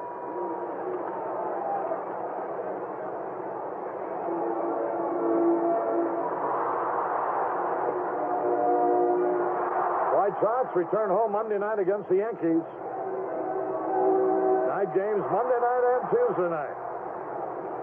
Then we go into, and we leave for 2 nights and then come back over the weekend to play Milwaukee again. Only this time in Chicago. Now the stretch. 2 strikes and a ball. The pitch. A little bit outside, evened it up. The infield in. 2 balls, 2 strikes the count.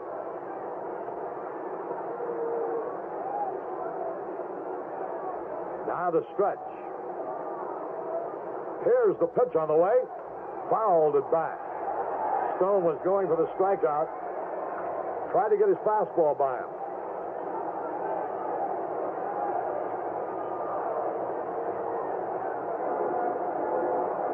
Vic Conforti, president of Climate Temp, here with his wife, watching the game.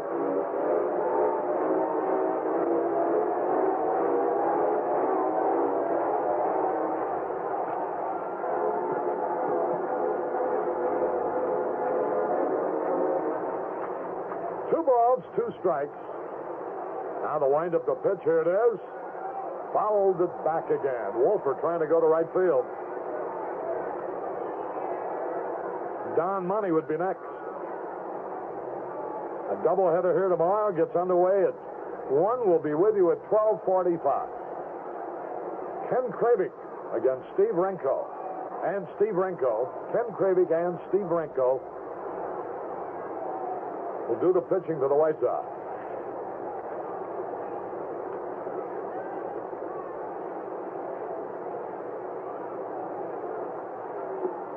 There's the pitch, a little bit low.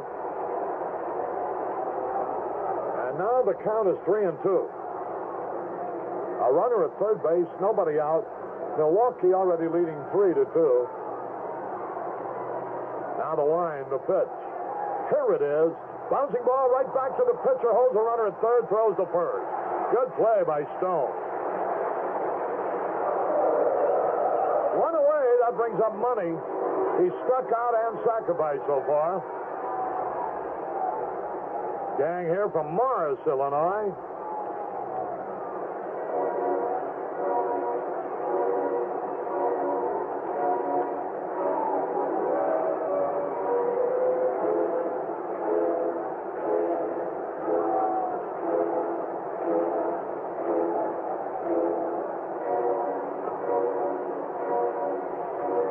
Batter, 21 homers, 65 runs batted in. Dangerous hitter. Now the stretch, the pitch, curve in there, a strike called over the inside corner. You know, Richie Zisk has hit 15 of his 26 homers on the road. The record among the White Sox players is 17, held by Bill Melton in 1970.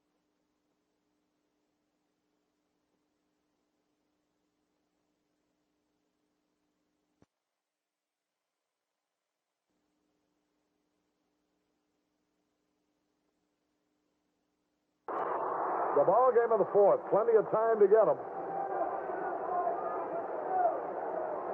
Now the stretch. The pitch to Bando. Fastball a little bit low. 1 ball, no strikes. Cincinnati is murdering the Mets. 7-0 in the 6th. Baltimore 3-0 over Minnesota at the end of 6.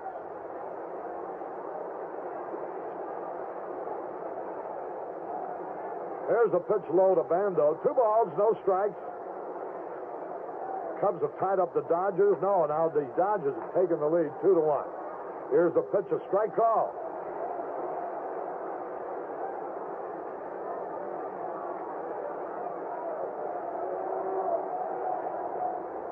Two balls and a strike, the pitch. Curve swung on and popped up. Somebody ought to catch it. Soderholm. They're going to collide. But Downing made the catch. Boy, what's going on here today? Bando popped to Downing, who collided with Eric Soderholm. 1 run, 2 hits, no errors, 1 left. You notice the first year that Stroh's beer has been available at Comiskey Park? It's a tribute to the quality of the beer that so many people insist on Stroh's when they order. Often, if a Stroh's vendor isn't available, the fans will go into the stands to a Stroh's draft station. Such backing in such a short time is the greatest compliment that can be paid to the Stroh's Brewery. Stroh's beer, of course, is the only one that is fire brewed. I've seen the great copper kettles in which Stroh's is brewed. Now, I know a brewmaster can tell you the benefit of fire brewing better than I can. All that I know is that Stroh's tastes super. And taste is really all I'm interested in. And I imagine that goes for you, too. Once you taste Stroh's, you'll fall in love with it, too. Just as so many Chicagoans have already. Stroh's, family brewers for more than 200 years. At the end of 4 innings, the score, Milwaukee 4, White Sox 2. WMAQ. We're your radio station, and that means we're always looking for new things to do for you.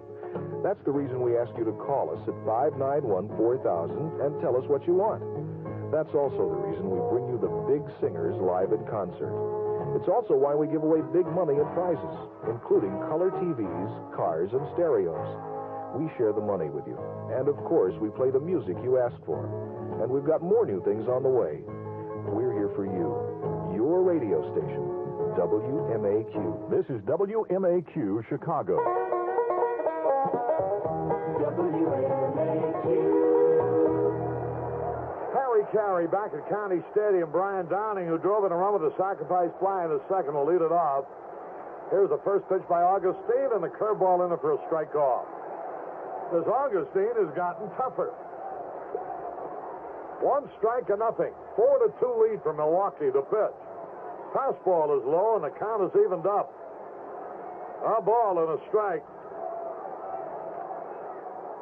Now Augustine delivers, swung, and he missed the fastball. Boy, he overswung on that one. 2 strikes. And the ball, nobody on, nobody out. The White Sox trailing by 2. The ball game in the top of the 5th. Now the windup, the delivery. Fastball outside. And the count is even. Baltimore now leads Minnesota 4-0. In the bottom of the 7th. 2 balls, 2 strikes, the pitch. Swung, and he struck him out. Here's Ralph Garr.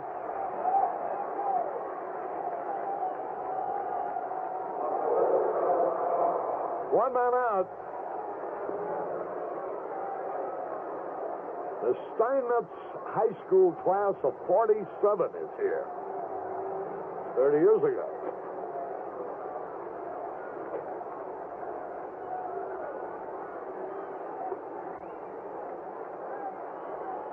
Big group here from representing the Andy Frayne Ushers.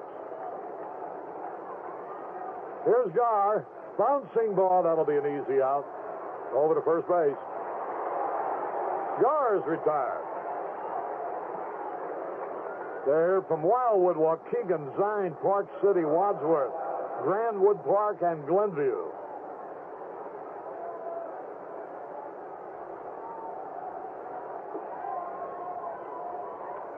Two men are gone. Here's Bannister. He's walked and lined out. Now the signal given. Into the windup, the pitch. Here it is. And the curveball is inside. 1 ball, no strikes. 4-2 in favor of Milwaukee. Now the pitch. Curve, a beauty. Boy, this Augustine is getting tougher. We may have let him get off the hook. Now the wind, the pitch. Fastball low. White Sox had some great shots at big innings, but hitting the double plays each time. 2 balls and a strike to pitch. Ground ball. Cooper's got it. Easy out. Just the easiest inning Augustine has had yet. 1, 2, 3. Nothing across. We go now into the bottom half of the 5th inning. Milwaukee 4, the White Sox 2. Put a little Chevy in your life. It's a giant small car sell-a-thon. Your Chevy dealer is really anxious to give you a good buy on a small Chevrolet now during Chevrolet's Giant Small Car Sell-a-thon. Get a Chevy, get a car you're gonna like.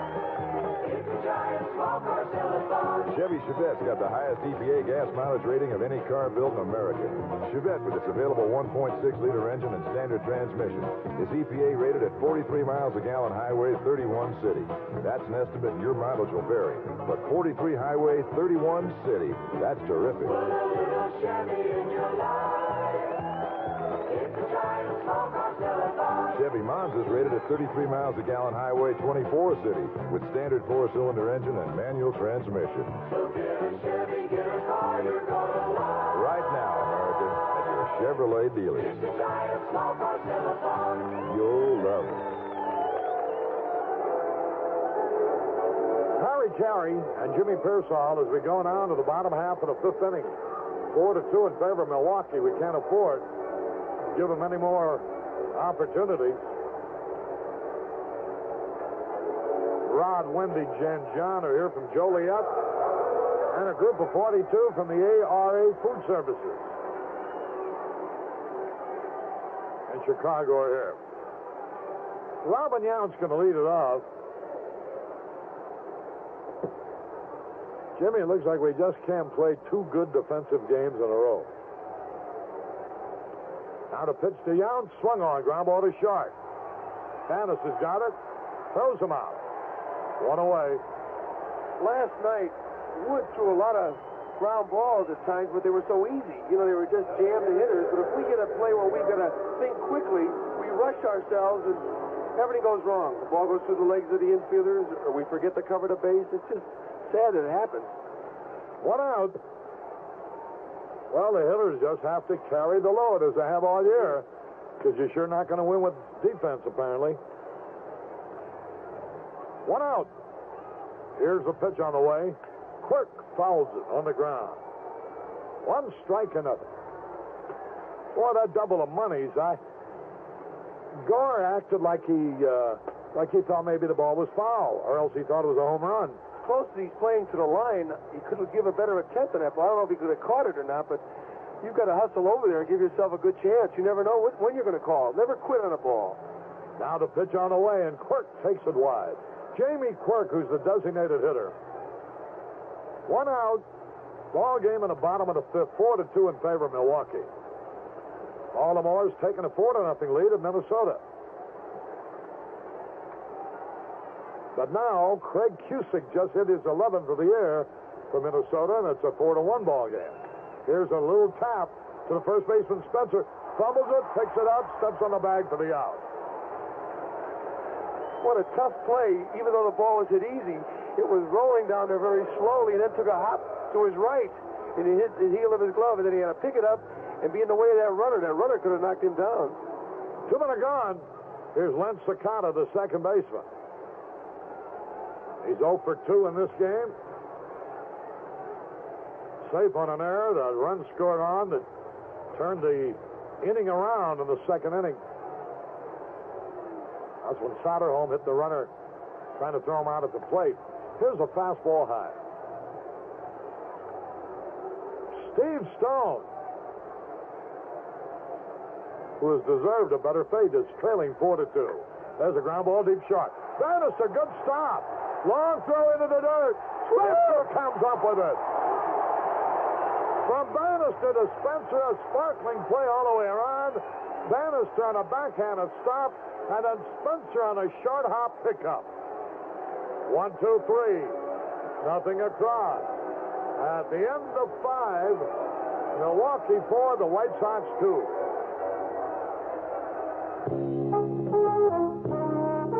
Right now, you can buy a new set of threads at your True Value hardware store. They offer the Master Mechanic 24-piece tap and die set to help you make a new set of threads on worn or stripped screws, bolts, and nuts, and save you on the time and expense of buying new parts. The Master Mechanic tap and die set includes 11 dies, 11 taps, a die stock and tap wrench, and a carrying case for just $28.75. And True Value hardware stores offer the Master Mechanic 15-piece twist drill bit set for drilling in wood and metal. Get 15 full-length high-speed steel bits sized from 1/16 to 1/2 inch in an easy view dispenser for only $19.99. Master Mechanic hand tools are sold exclusively at participating True Value hardware stores. True Value Hardware is more than just a name. It's a way of doing business that beats True Value.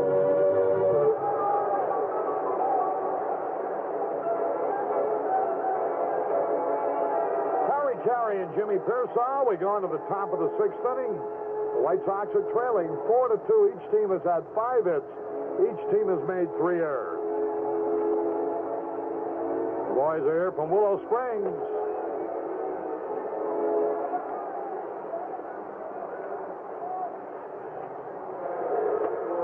Jorge Orta was safe on an error and got a base hit.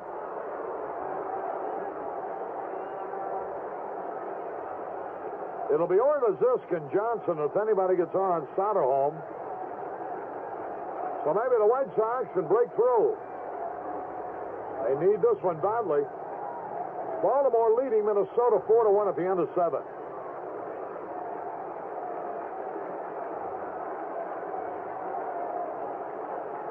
There's a fastball high. 1 ball, no strikes.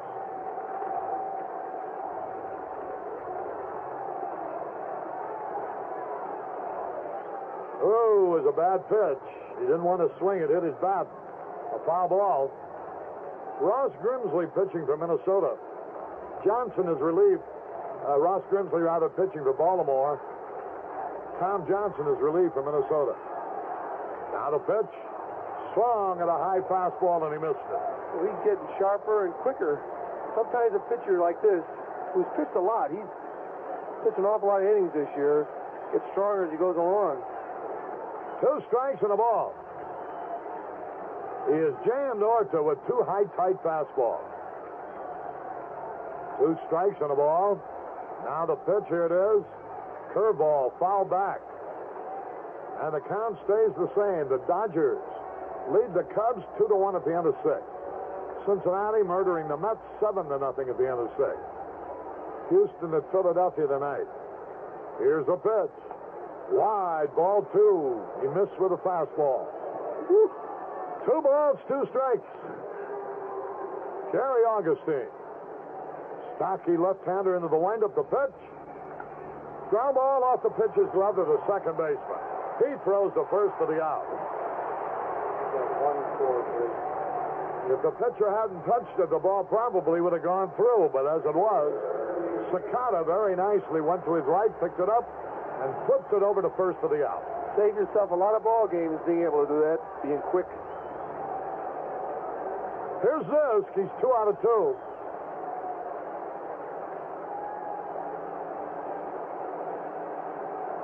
One out, nobody on. Jerry Augustine into the line. The pitch high outside. Ball 1. 1 ball, no strikes.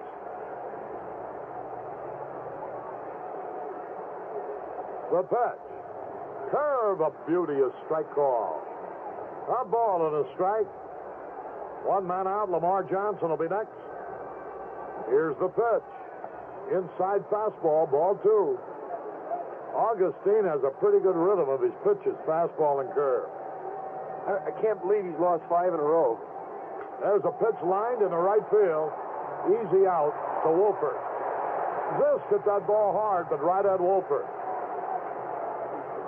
That's 7 in a row retired by Augustine. And this is getting serious. 4-2, Milwaukee.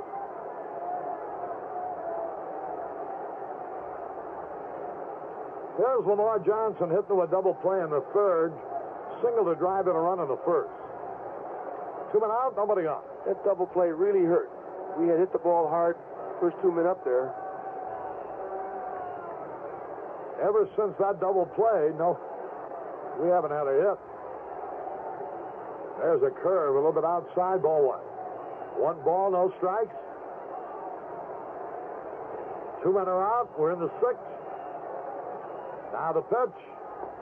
Strike on the outside corner. A ball and a strike. 2 men are gone. 6th inning. Lamar Johnson trying to get a hold of one. Fastball inside. 2 balls and a strike. Augustine working quickly. Now the pitch. Outside, ball 3.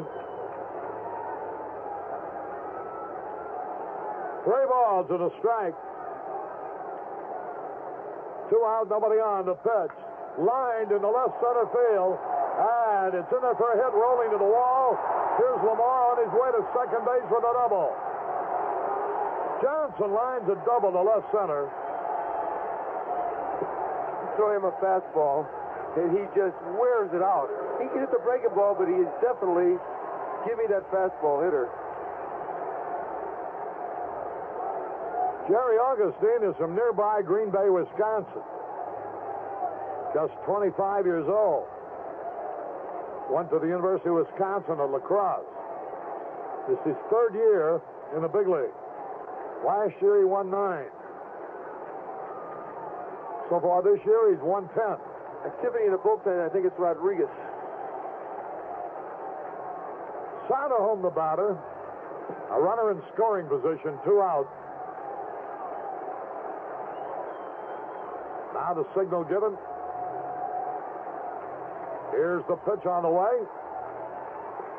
Fastball running away from the right-hand hitter, low and away for a ball. 1 ball, no strikes. Our White Sox fans have been quiet here for a couple of innings. Now to stretch the pitch. Here it is. High, ball 2. 2 balls, no strikes. Chet Lemon will be up there next. I hope that's a good sign. Him throwing high right now, he might have lost a little. 2 balls, no strike. Now the signal given. The pitch on the way. Here it is. Squibbed it foul off to the right. That's good pitching right there, Harry. With a count of 2 balls and no strikes, he threw him a slow changeup, breaking ball. Got first base open, so they didn't want him to hit that fastball and hit out of the ballpark.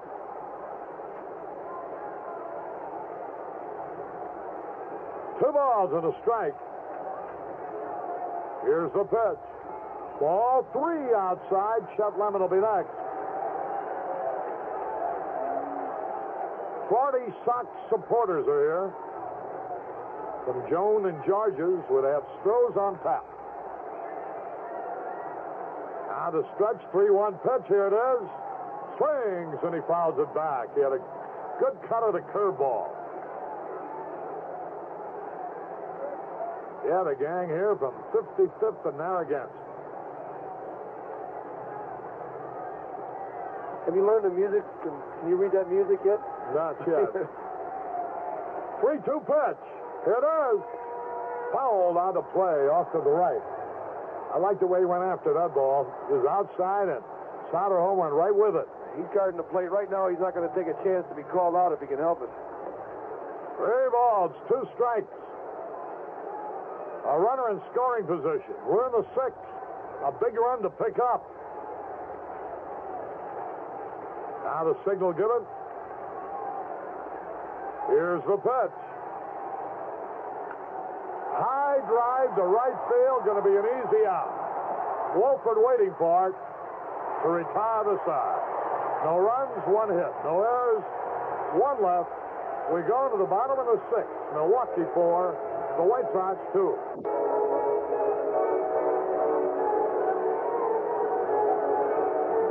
Harry Carey and Jimmy Pearsall. We go now into the bottom of the 6th inning. 4-2 in favor of Milwaukee. Time running out. Still got 3 big innings, 7th, 8th, and 9th. We're sure to go around.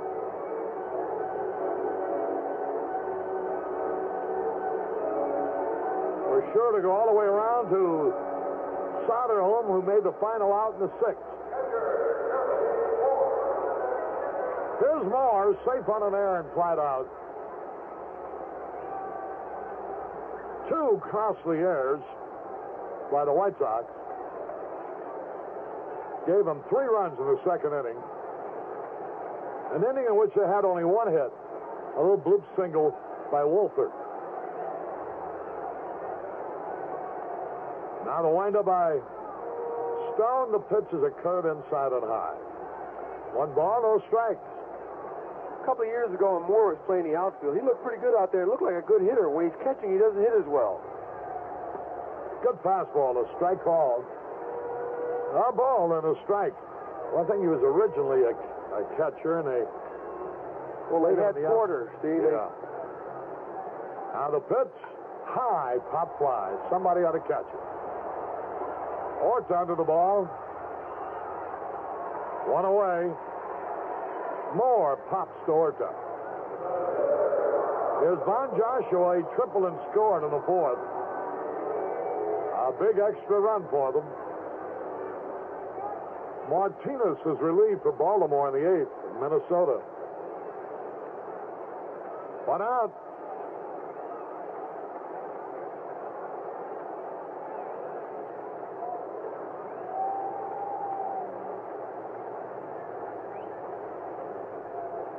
There's a pitch, and he fouls it back.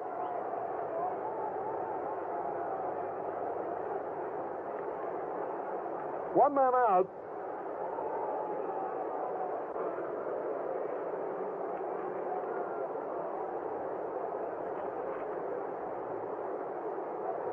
The ball game at the bottom of the 6th, 4-2 in favor of Milwaukee.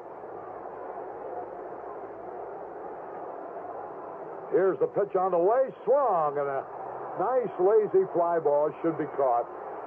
Garr under it, and he has it. 2 gone. Here's Wohlford. You know, my mother always said when you had aches and pains or anything, that it's going to rain if they're bothering you. Well, my wires are bothering me right now. It's going to rain. It's getting overcast. 2 men are gone. Here's Wohlford. He's had 2 hits, drove in 2 runs. Used to be with Kansas City.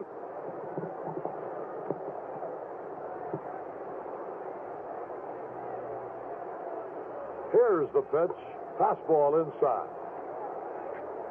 Boy, oh boy, Stone has pitched too well to be behind. Now the delivery is a fastball and there, a strike call. Changed the errors around so that he hit to him.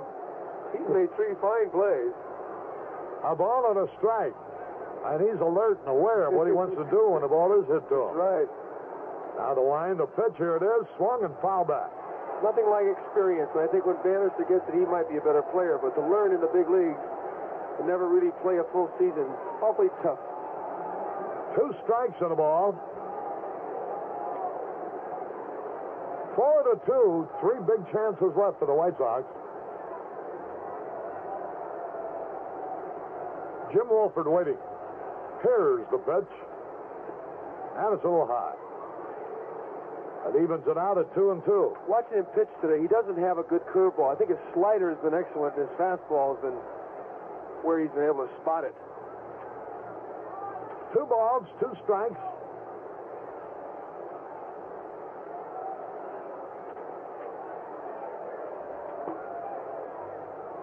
We're in the bottom of the 6th, 4-2 Milwaukee. Everybody's been kind of quiet. Game's been dragging a little bit. 2 balls, 2 strikes. The pitch. Inside fastball. Well, that was popped. 3 balls, 2 strikes. Steve Stone, who has a definite idea what he wants to do out there. Now ready. Here's the pitch. Popped it up. That should be caught. Spencer Carling to the ball. Makes the catch. So it's 1-2-3, nothing across. You know, Adolph's Restaurant on Rush Street is a Chicago landmark. If you want to meet somebody you know, Adolph's is the place. Fortune Ranucci is the 2nd generation of ownership. And you don't stay in business and prosper that long without giving the people what they want. So having a late bite at Adolph's after a game, it's no problem asking for and getting a cold bottle of Stroh's. These are the kind of places that Stroh's has become popular in. Places where the real live Chicagoans go. Adolph's is but one. We'll tell you about others from time to time, but the point is that Stroh's has what beer drinkers like you and me love, a super taste. Try it. Stroh's, family brewers for more than 200 years. This is Harry Carey going back over to the television booth to score at the end of 6. Milwaukee 4 and the White Sox 2. WMAQ. We're the radio station that wants to make you rich. We place cash calls all over Chicagoland. The next one could happen at any time. In the current jackpot, there's $12,000 in cash and prizes just waiting to be won. So when your phone rings, spread the good word. WMAQ's gonna make me rich.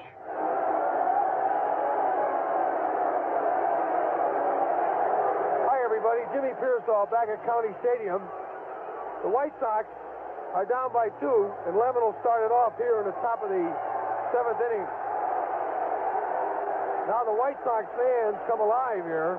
Crowd not as big as last night, but boy, there's certainly an awful lot of banners and White Sox fans at this ballpark. I would guess there'd be about 6,000 Milwaukee fans, and the rest are White Sox fans. Lemon has lined to right, then hit a shot after Soderholm walked into a double play. He hit it right at the first baseman Cooper, who just stepped on the bag for the double play. So he's hit the ball hard twice. Augustine delivers to him. Fastball high. Jerry Augustine has pitched 169 innings. Got a record of 10 and 14. He got pretty good stuff. Had the change-up fastball right on the inside corner for a strike. 1 ball and 1 strike on Chet Lemon. Nestor Shylock behind the plate, and probably the best umpire in the American League. Big hole in left center field. Joshua, a few steps in right center. There's a fastball high and outside. The count goes to 2 balls and 1 strike. Johnson doubled in the 6th, but was left stranded. Fastball just misses low. The count goes to 3-1. And Lemon looks down for a sign now from Bobby Knopp. Based on balls, would he like to get her a single anywhere? Just start this inning off. Pitch is high. No, he started the first base, and it looked a little high, but Shylock said no. Let her high strike. 3 balls and 2 strikes. We're in the 7th inning. Milwaukee leading 4-2. They got 3 in the 2nd with only 1 hit. There's a high fastball, ball 4. And that'll bring activity in the Milwaukee bullpen again. That's the 3rd walk given up by Augustine. He has struck out 1. White Sox had plenty of chances to score in the 1st inning. Bannister walked. Orta got on in an error. This single, but Bannister was thrown out at the plate. Johnson singled to drive in a run, but Soderholm popped up with runners on 2nd and 3rd. Jim Spencer, the hitter. Spencer hitting .249 with 17 home runs and 60 RBIs. Pitch to him is low, and it gets away from Moore, and he hustles out of that catcher's box and really has to hurry because that ball was over near the on-deck circle. But Lemon, being held on closely by the left-hander, is not going anywhere. His run means nothing. We've got to score that run at the plate. Augustine stands, 6 feet tall, weighs 185 pounds. Lemon with a short lead now. Big hole between 1st and 2nd. Augustine at the belt. Kicks and delivers. Fastball for a strike. And the count goes to 1-1. Spencer looks down for a sign now. Way off the line and right is Wohlford. He really plays every hitter way off the line.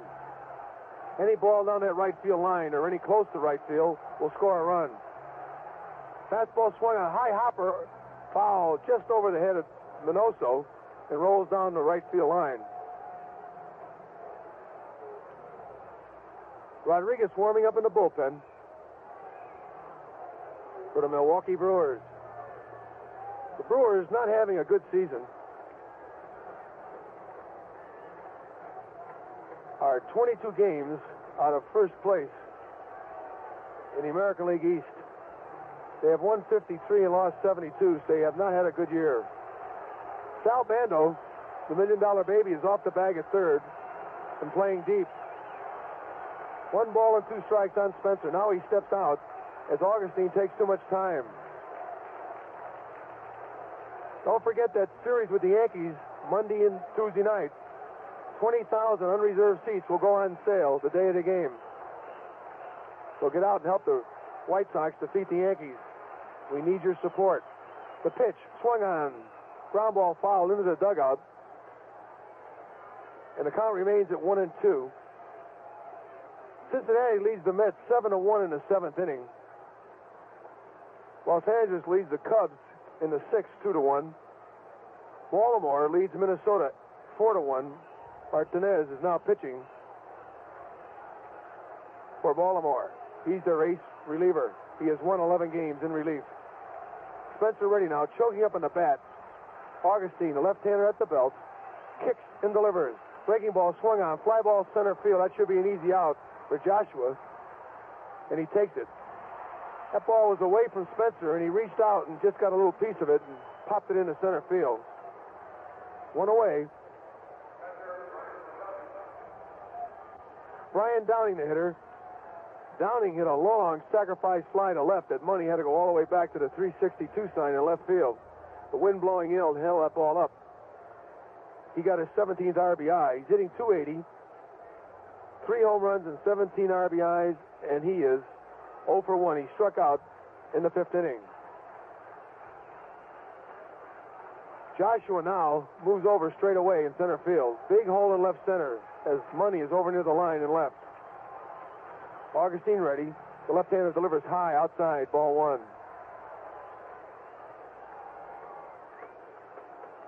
The White Sox wanting to get something going right now. Here in the 7th inning, you got Bando now guarding the line against the double at third. Yount playing straight away at short. There's a pitch swung, hit right at Bando on a first hop. Fires over to second base high. Throw back to first for the double play. And the second baseman, Sakata, took a bad throw and made a fine play to first base as he got out of the way of the sliding Lemon for a double play. That's the 3rd double play the White Sox has hit him today. That goes 5-4 to 3. No runs, no hits, no errors, and nobody left. And the score after 6.5 innings of play, Milwaukee 4, the White Sox 2. We're a lot like you. Somos como usted en muchas maneras. Y este es mi podobny do was. We are a lot like you. We feel the thrill of Comiskey Park as the White Sox slug their way to the American League pennant. We even love the hot dogs. We're a lot like you at Chicago Savings and Loan. That's why we've made White Sox tickets more convenient. Come to any Chicago Savings office and order the best seats available. It's our way of saying, we're with you, Chicago. Yes, Mr.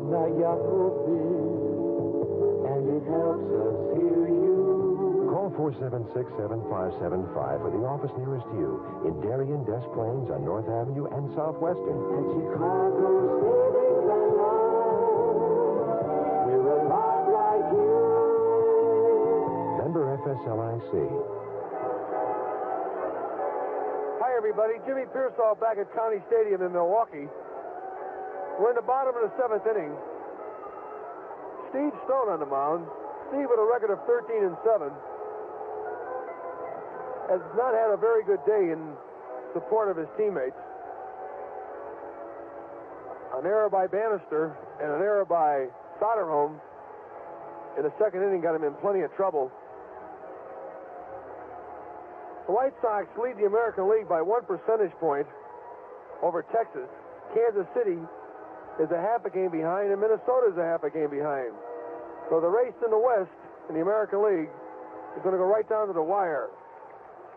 And the club that makes the least mistakes, I got to believe, will win this thing. And that's why today we trail by 2 runs. We have made a few mistakes that have been very costly. Don Money, the hitter, his last time up he doubled and drove in a run. Joshua had tripled and he doubled after Wohlford grounded back to the pitcher. He off the left field wall, right at the line. He's hitting at 287. First pitch to him. Fly ball, center field. Back a few steps is Lemon now. He has to come in as that wind holds it up. And he'll take it for out number 1. Money has 21 home runs and 66 RBIs, so he is really a steady ball player. Cecil Cooper got out in an error by Orta in the first inning. Was a tough chance. Orta had to go to his right and backhanded the ball, and he couldn't come up with it, and they gave him an error, so I got to believe that could have been a base hit. First pitch is swung, a long drive, way back. Now, Zisk getting on the track, and he'll take it. The wind really holds the balls up today. The air's heavy, and the wind is blowing from right towards home plate.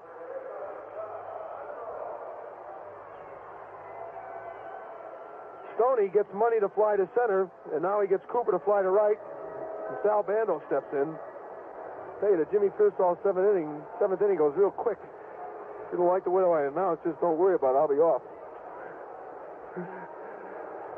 Sal Bando got himself $1 million or so, hitting at 243, 13 home runs and 63 RBIs. Boy, years ago they send you back to the minors with that kind of a batting average and where you're going. Chokes up on the bat. Pitch to him with a breaking ball, high. Count goes to 2 balls and no strikes. Bottom of the 7th inning, Milwaukee leading 4-2. 2 outs. Infield around towards third. Fastball right down the middle. Bando took it. Bando has good power. He can hit the ball out to all fields. But the breaking ball gives him a lot of trouble. And there's another one. He took it. 2 balls and 2 strikes now. As for Oakland, he was captain, Sal Bando. Fastball swung on a miss. He threw it right by him. Struck him out. No hits, no runs, no errors. And Lauren, I want to tell you, my 7th inning goes so smoothly. Nobody gets hurt. No errors, no disappointments. Just nobody scores. And the score after 7 innings of play, Milwaukee 4, Chicago 2. Ruby, it was worth coming north. I mean, here I am, little old me at checkout counter number 1. Why, down home, I'd never gotten this far, not with that prissy Beth Ann Wilcox just entrenched at checkout counter number 1. Oh, good morning to you, ma'am. I'm Lou Alice. Let's see, milk, eggs, Oscar Mayer Southern brand pork sausage. Ever tried it? Oh, well, that Oscar Mayer has found the recipe. I just love it. Of course you can love sausage. Well, I didn't mean I was going to be engaged to it, although Beth Ann Wilcox could have done worse. Oh, nobody, ma'am. Just a dear old friend. Oscar Mayer's new Southern brand, where a taste of the South comes home. New Southern brand pork sausage, bring a taste of the South on home. You know, Ruby, this job does have its benefits, and here comes one now. Check you out, handsome. Hi again, everybody. Lauren Brown, along with Jimmy Pearsall, back at County Stadium. It's getting late. We go to the 8th. The White Sox need 2 to tie and 3 to take the lead here, and we'll have the top of the order up.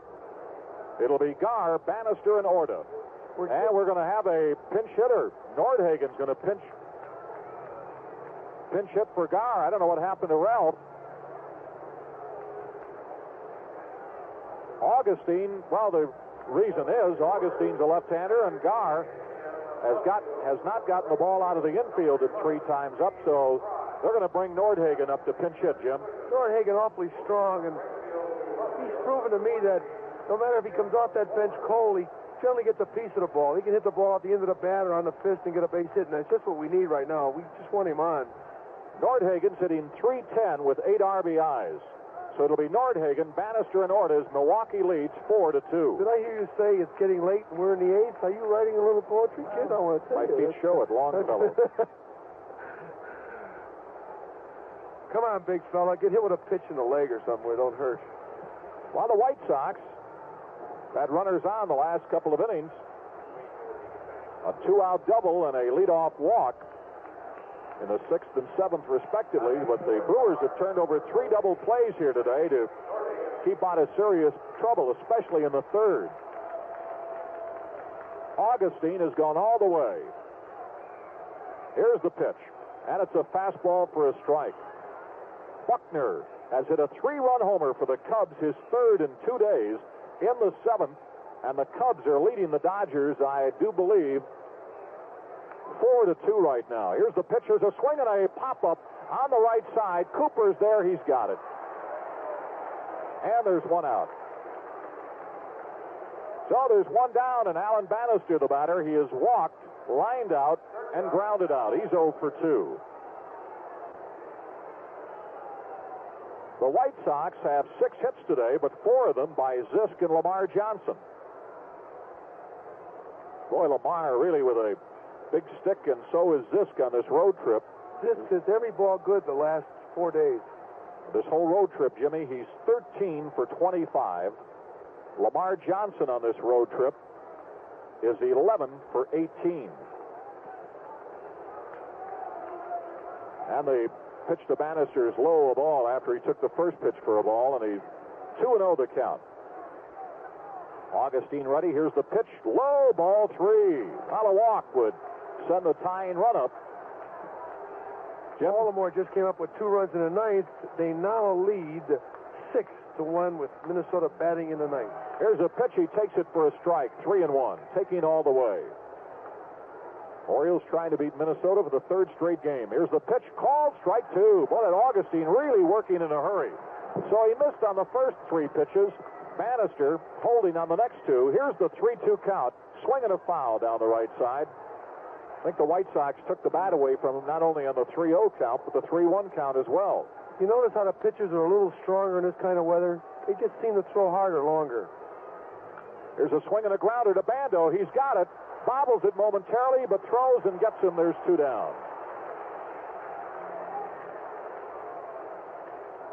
So 2 up and 2 down. And Orta, the batter, he is 1 for 3, a bunt single. Got on in an error in the first and came around to score. If you took, which you can't, the unearned runs off the board, it'd be a tie ball game, 1-1. One of the 2 White Sox runs is unearned, but 3 of the 4 Milwaukee runs are unearned. The Airs stand out to hurt you again. Left-hander ready. Here's the pitch. Called strike, a fastball.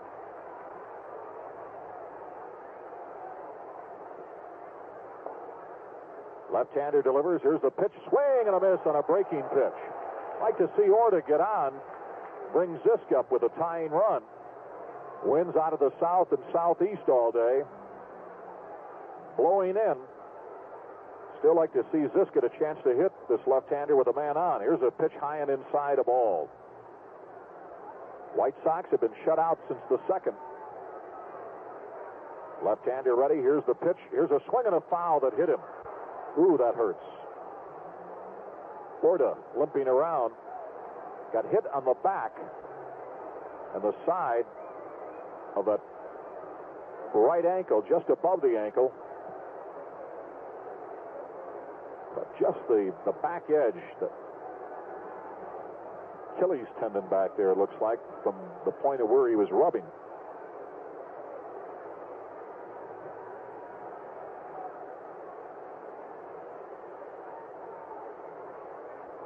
White Sox in first place by a percentage point over Texas. Will be playing the Yankees tonight.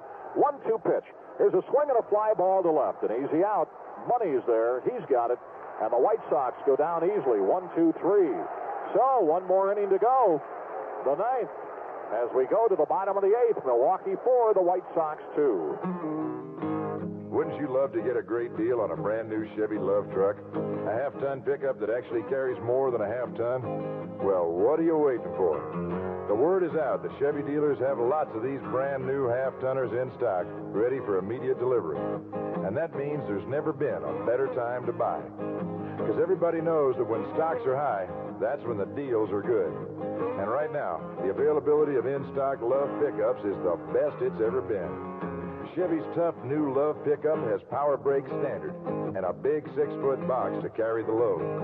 You get 4-cylinder engine performance, and for the first time, you can team it up with an available turbo hydromatic transmission. Check out and price out your Chevy dealer's complete line of tough trucks. Half-ton, 3/4-ton, and 1-ton Chevy pickups. Do it today. Get your pick of the pickups where the selection's best and the deals are great.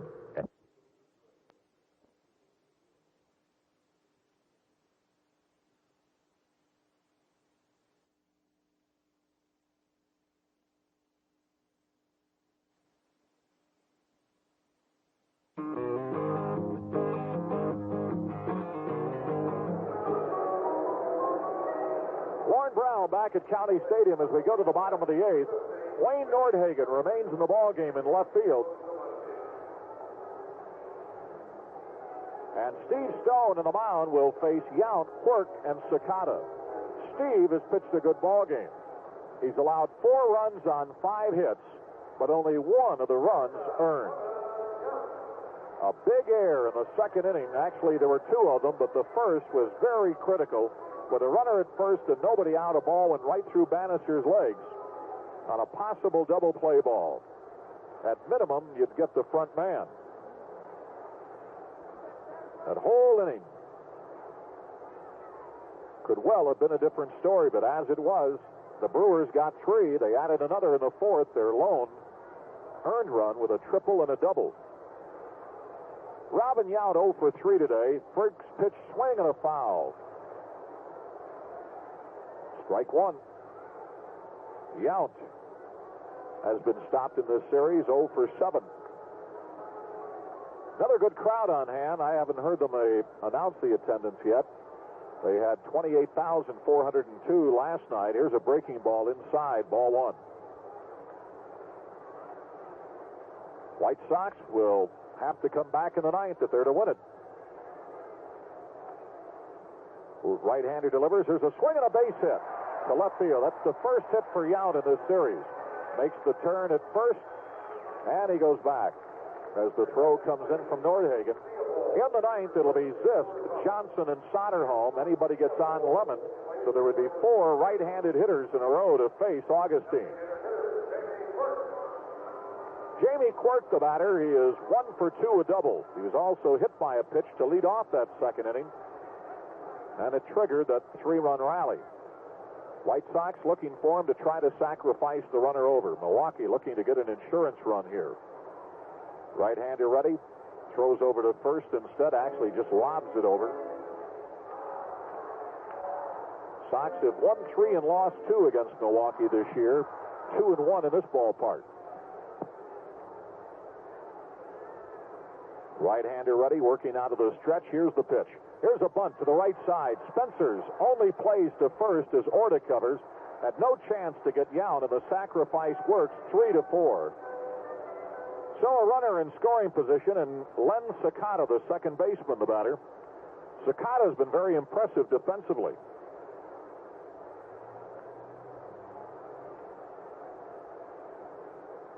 A little bit that we've seen him the last 2 games.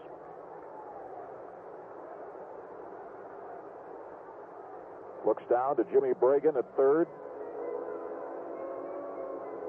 That hit, by the way, by Yount to lead off this inning was the first for the Brewers since the 4th inning. Stone had retired the side 3 straight innings, 1, 2, 3, as well as 2 men after the RBI double by Money. Here's a pitch outside of ball. So he had retired 11 straight.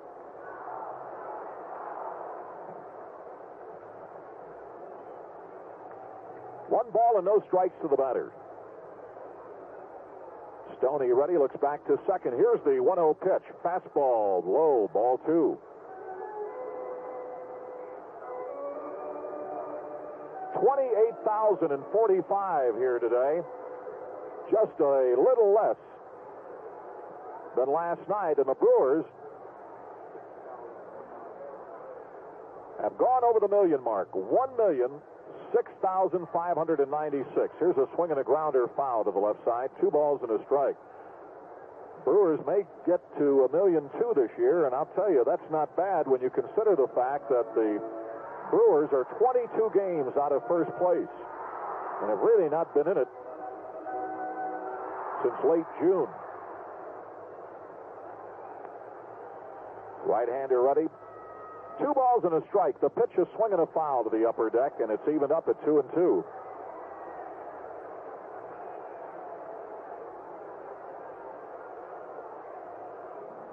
Four to 2, Milwaukee. Stone trying to keep them from scoring here in the inning.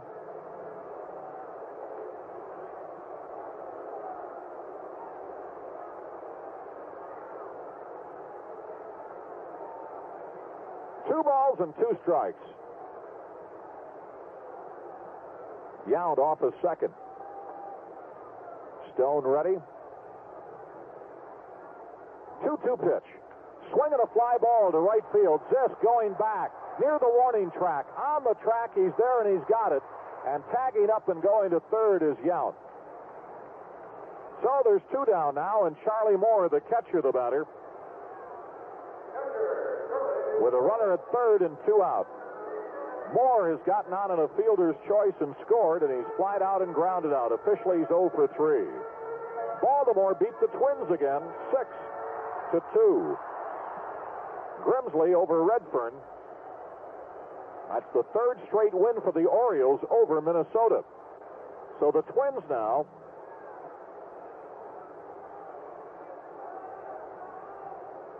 are 1 full game as of this very instant behind the White Sox in Texas. Right-hander ready. Here's the pitch, and it's a strike. He shortened up as if he wanted a bunt. Hernandez has come on to pitch for the Cubs in the 8th.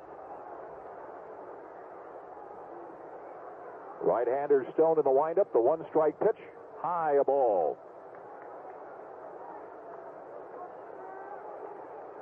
So Minnesota's record now at 69-54. They've lost the most games of the top 4 clubs in the West. Here's the pitch. Swing and a foul. Comes straight back. Baltimore wins their 70th game of the year, so they've got a chance to gain on Boston.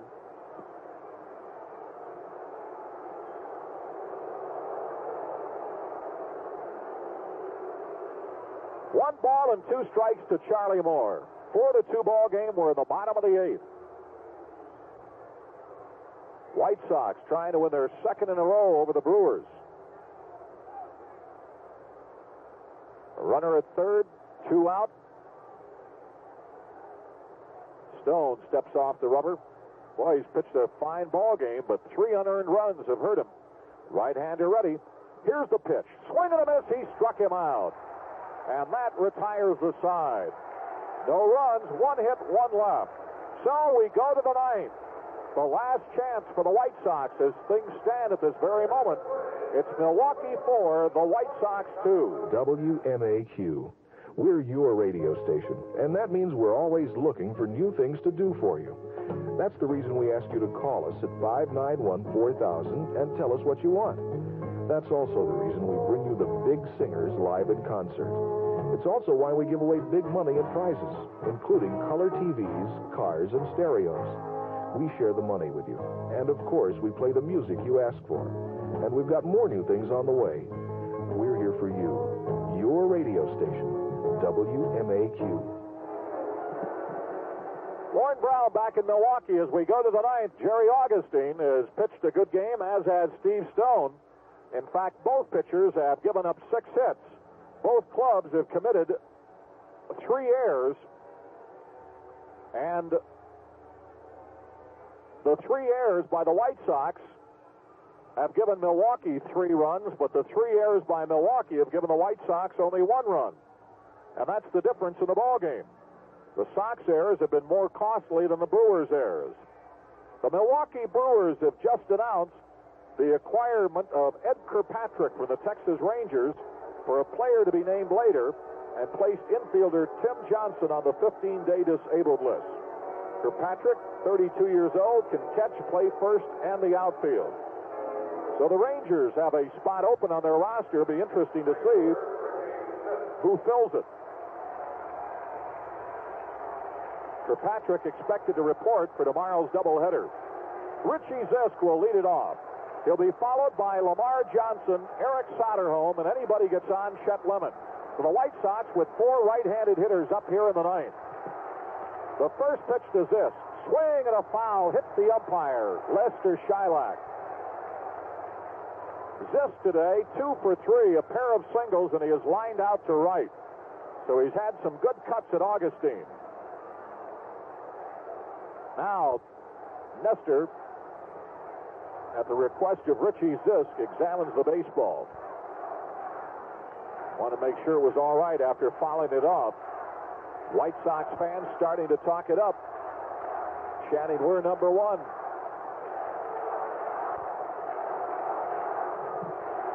Three double plays have helped Mr. Augustine here today. It's been a combination. Here's the one-strike pitch. Here's a swing and a foul out of plays out in front of him, 0-2. I was about to say good pitching and good defense. Well, the defense has settled down. They made 3 errors in the first 2 innings that gave the Sox a run. But since that time, they've turned over 3 double plays, a very big one in the 3rd, and later in the 4th and 7th. Here's a pitch inside, almost hit him. Trying to move him off the plate. 1 ball and 2 strikes. Sox with 6 hits, 4 of them by Zisk and Lamar Johnson in the on-deck circle. Each have 2. Here's the 1-2 delivery. Here's a swing and a base hit to right field. Richie Zisk gets his 3rd hit of the afternoon. And here comes Alex Grammas, the manager of the Milwaukee Brewers.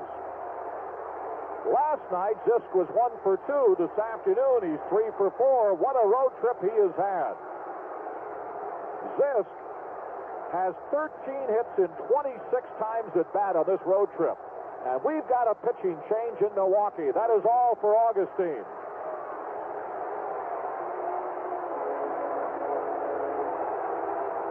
Augustine pitched 8 innings.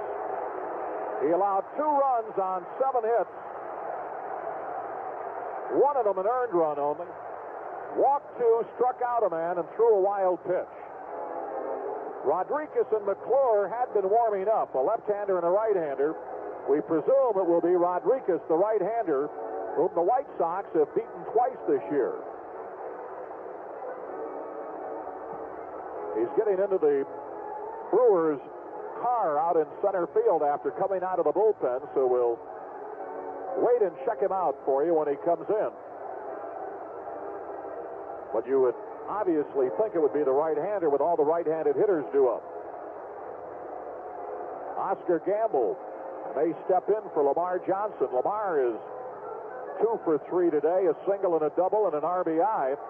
And Lamar on this road trip has 11 hits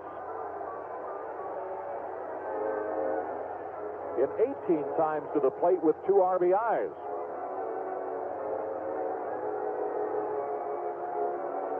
So it's going to be Eduardo Rodriguez, the right-hander. The White Sox have beaten him twice this year.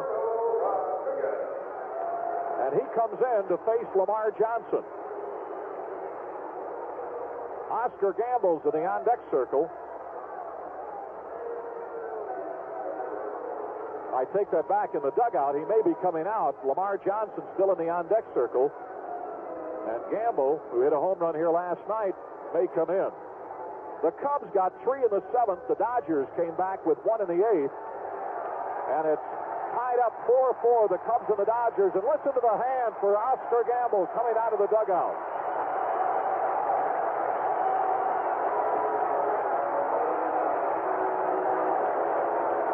Oscar Gamble will pinch hit here in the 9th inning. Lamar Johnson did a good job. He was 2 for 3. A single and an RBI and a double. He also hit into a double play on a ball that Yount made a fine play on. So Oscar Gamble comes into the ballgame. Oscar's having a great road trip. He's hitting .389 on this road trip. 3 homers and 6 RBIs. Overall, Oscar, who was 2 for 3 with that home run and RBI last night, is hitting .279, 25 homers, and 59 RBIs. Eduardo Rodriguez against the White Sox this year in 2 appearances has allowed 10 earned runs on 13 hits in 13 innings. He's walked 7, struck out 9, with an earned run average against the White Sox of 6.92, and he has won none and lost 2 against the White Sox this year. Overall, Rodriguez has won 3 and lost 4 with no saves to his credit. Earned run average of 4.80. He's been both a starter and a reliever. So with the base hit by Zisk, Oscar Gamble becomes the pinch hitter after Alex Grammas took out the left-hander Augustine in favor of the right-hander. Batting for Joseph, number 17, Oscar Gamble.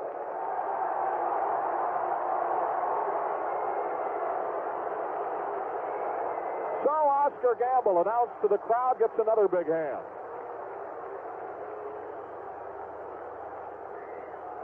These 2 games here have already drawn 56,447. Probably have around 30 for the doubleheader tomorrow. Baltimore has already defeated Minnesota 6-2. The other American League game this afternoon just underway. Cleveland at Oakland, no score at the end of 1. So Oscar Gamble steps in. Wohlford playing him deep. In right field, Joshua pulled around to right center. Here's the pitch, and it's a strike. Money playing him straight away in left. And I'll tell you, it's not all White Sox fans here. There's a lot of Brewer fans. The targets are up in the right field bleachers by the Sox supporters looking for a long one. Oscar would just like to keep this inning alive with a base hit. He and Zisk hit back-to-back homers last night. Let's see if they can get back-to-back singles here in the 9th. Oscar represents the tying run. Right-hander ready. Here's the pitch. Here's a swing and a foul back to the screen, and he's in the hole 0-2. Eric Soderholm in the on-deck circle. We're in the 9th. The White Sox need 2 to tie and 3 to take the lead, as Milwaukee leads it here by a score of 4-2. Now going out to the mound is Charlie Moore. Texas Rangers have sent Ed Kirkpatrick over to the Brewers. Be interesting to see who the Rangers put into that vacant position on their roster. I don't really think they need pitching. Well, they've got a couple of people coming off the disabled list, and that's probably it. Juan Beniquez is coming off. Ken Henderson is due off, so that's probably what they're going to do. Here's the 2-strike pitch. A ball just missed, knee-high on the outside part of the plate. 1 ball and 2 strikes. A good fastball that almost got him. Gamble waits. Spencer with the lead off, or Zisk with the lead. Here's a pitch. Here's a swing and a fly ball to left field. Going back is Money. He's there, and he's got it. And there's 1 out. Oscar didn't get a good swing on that ball at all. Didn't get around on it, and still it went deep to left field. About 10 feet in front of the warning track, and there's 1 out. Eric Soderholm, the batter. Eric looking for his first hit here in Milwaukee.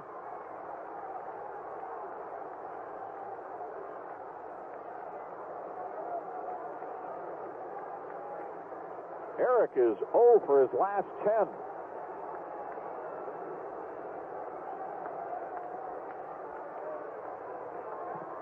Has not had a hit since he belted a home run at Yankee Stadium, the 6th inning on August 15th. Right-hander ready. Here's the pitch. Fastball for a strike.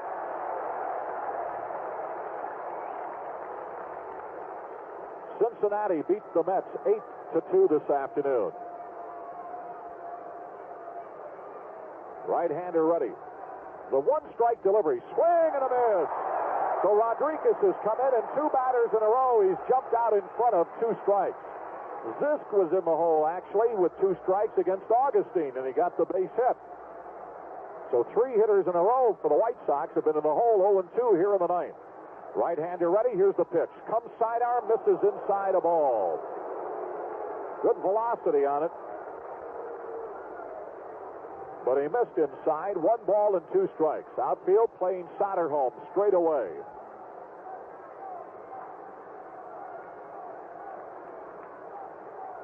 Right-hander ready. The 1-2 pitch. In the dirt. Ball 2. Moore with a nice job of stopping it. Keeping it from going back to the screen. Soderholm representing the tying run here in the 9th.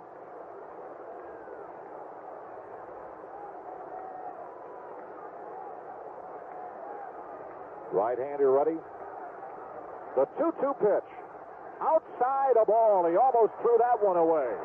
So the count is full 3-2. Zisk at first. Soderholm at the plate. I would doubt if Zisk would be off here. But they might have him off to prevent a possible double play. Right-hander ready. The pitch. Swing, check. Umpire says that he's out. The umpire at first said he went around. Bob Lemon out of the dugout is all upset. Oh, what a big pitch. Bob Lemon goes about 3 feet out of the dugout and then goes back. That's a strikeout.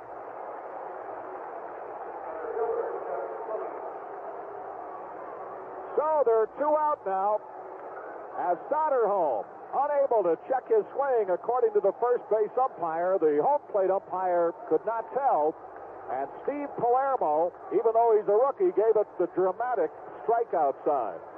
And from our vantage point, it looked like he did. Chet Lemon now, the last hope of the White Sox. Lemon 0 for 2. He is lined out twice. Once to right and once to first with a man at first, and it lined into a double play. He's also walked. Like to see him get on, get Spencer up, and the pitch low a ball. 1 ball and no strikes.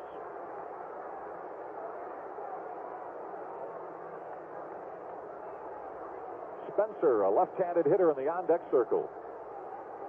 Lemon representing the tying run. Right-hander ready. Here's the pitch.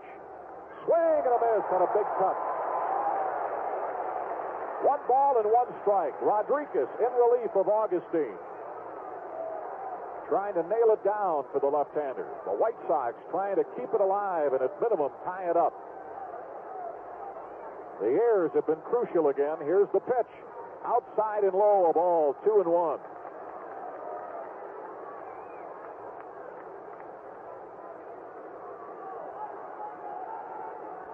Two errors in the second accounted for 3 of the Brewer runs. Here's the pitch. Outside, ball 3. A bad one. Would put the tying runs on and bring the left-hander, Jim Spencer, up.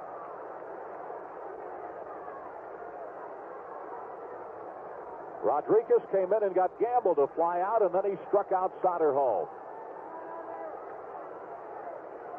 The 3-1 pitch.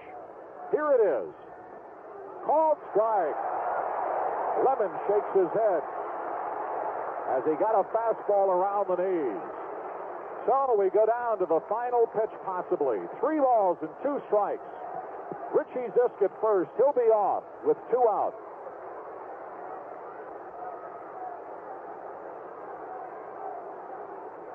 Now Lemon steps into the batter's box. Rodriguez working out of the stretch.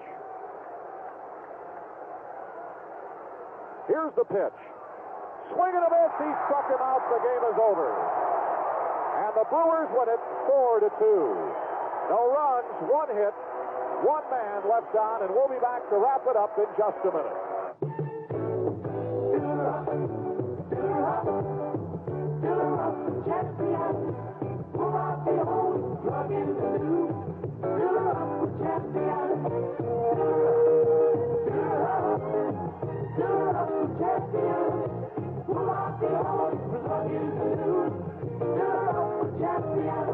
Just so you you scraped and sanded and painted and polished and now your boat is shipshape? Well, what about your old spark plugs? Your boat isn't really shipshape until your engine is.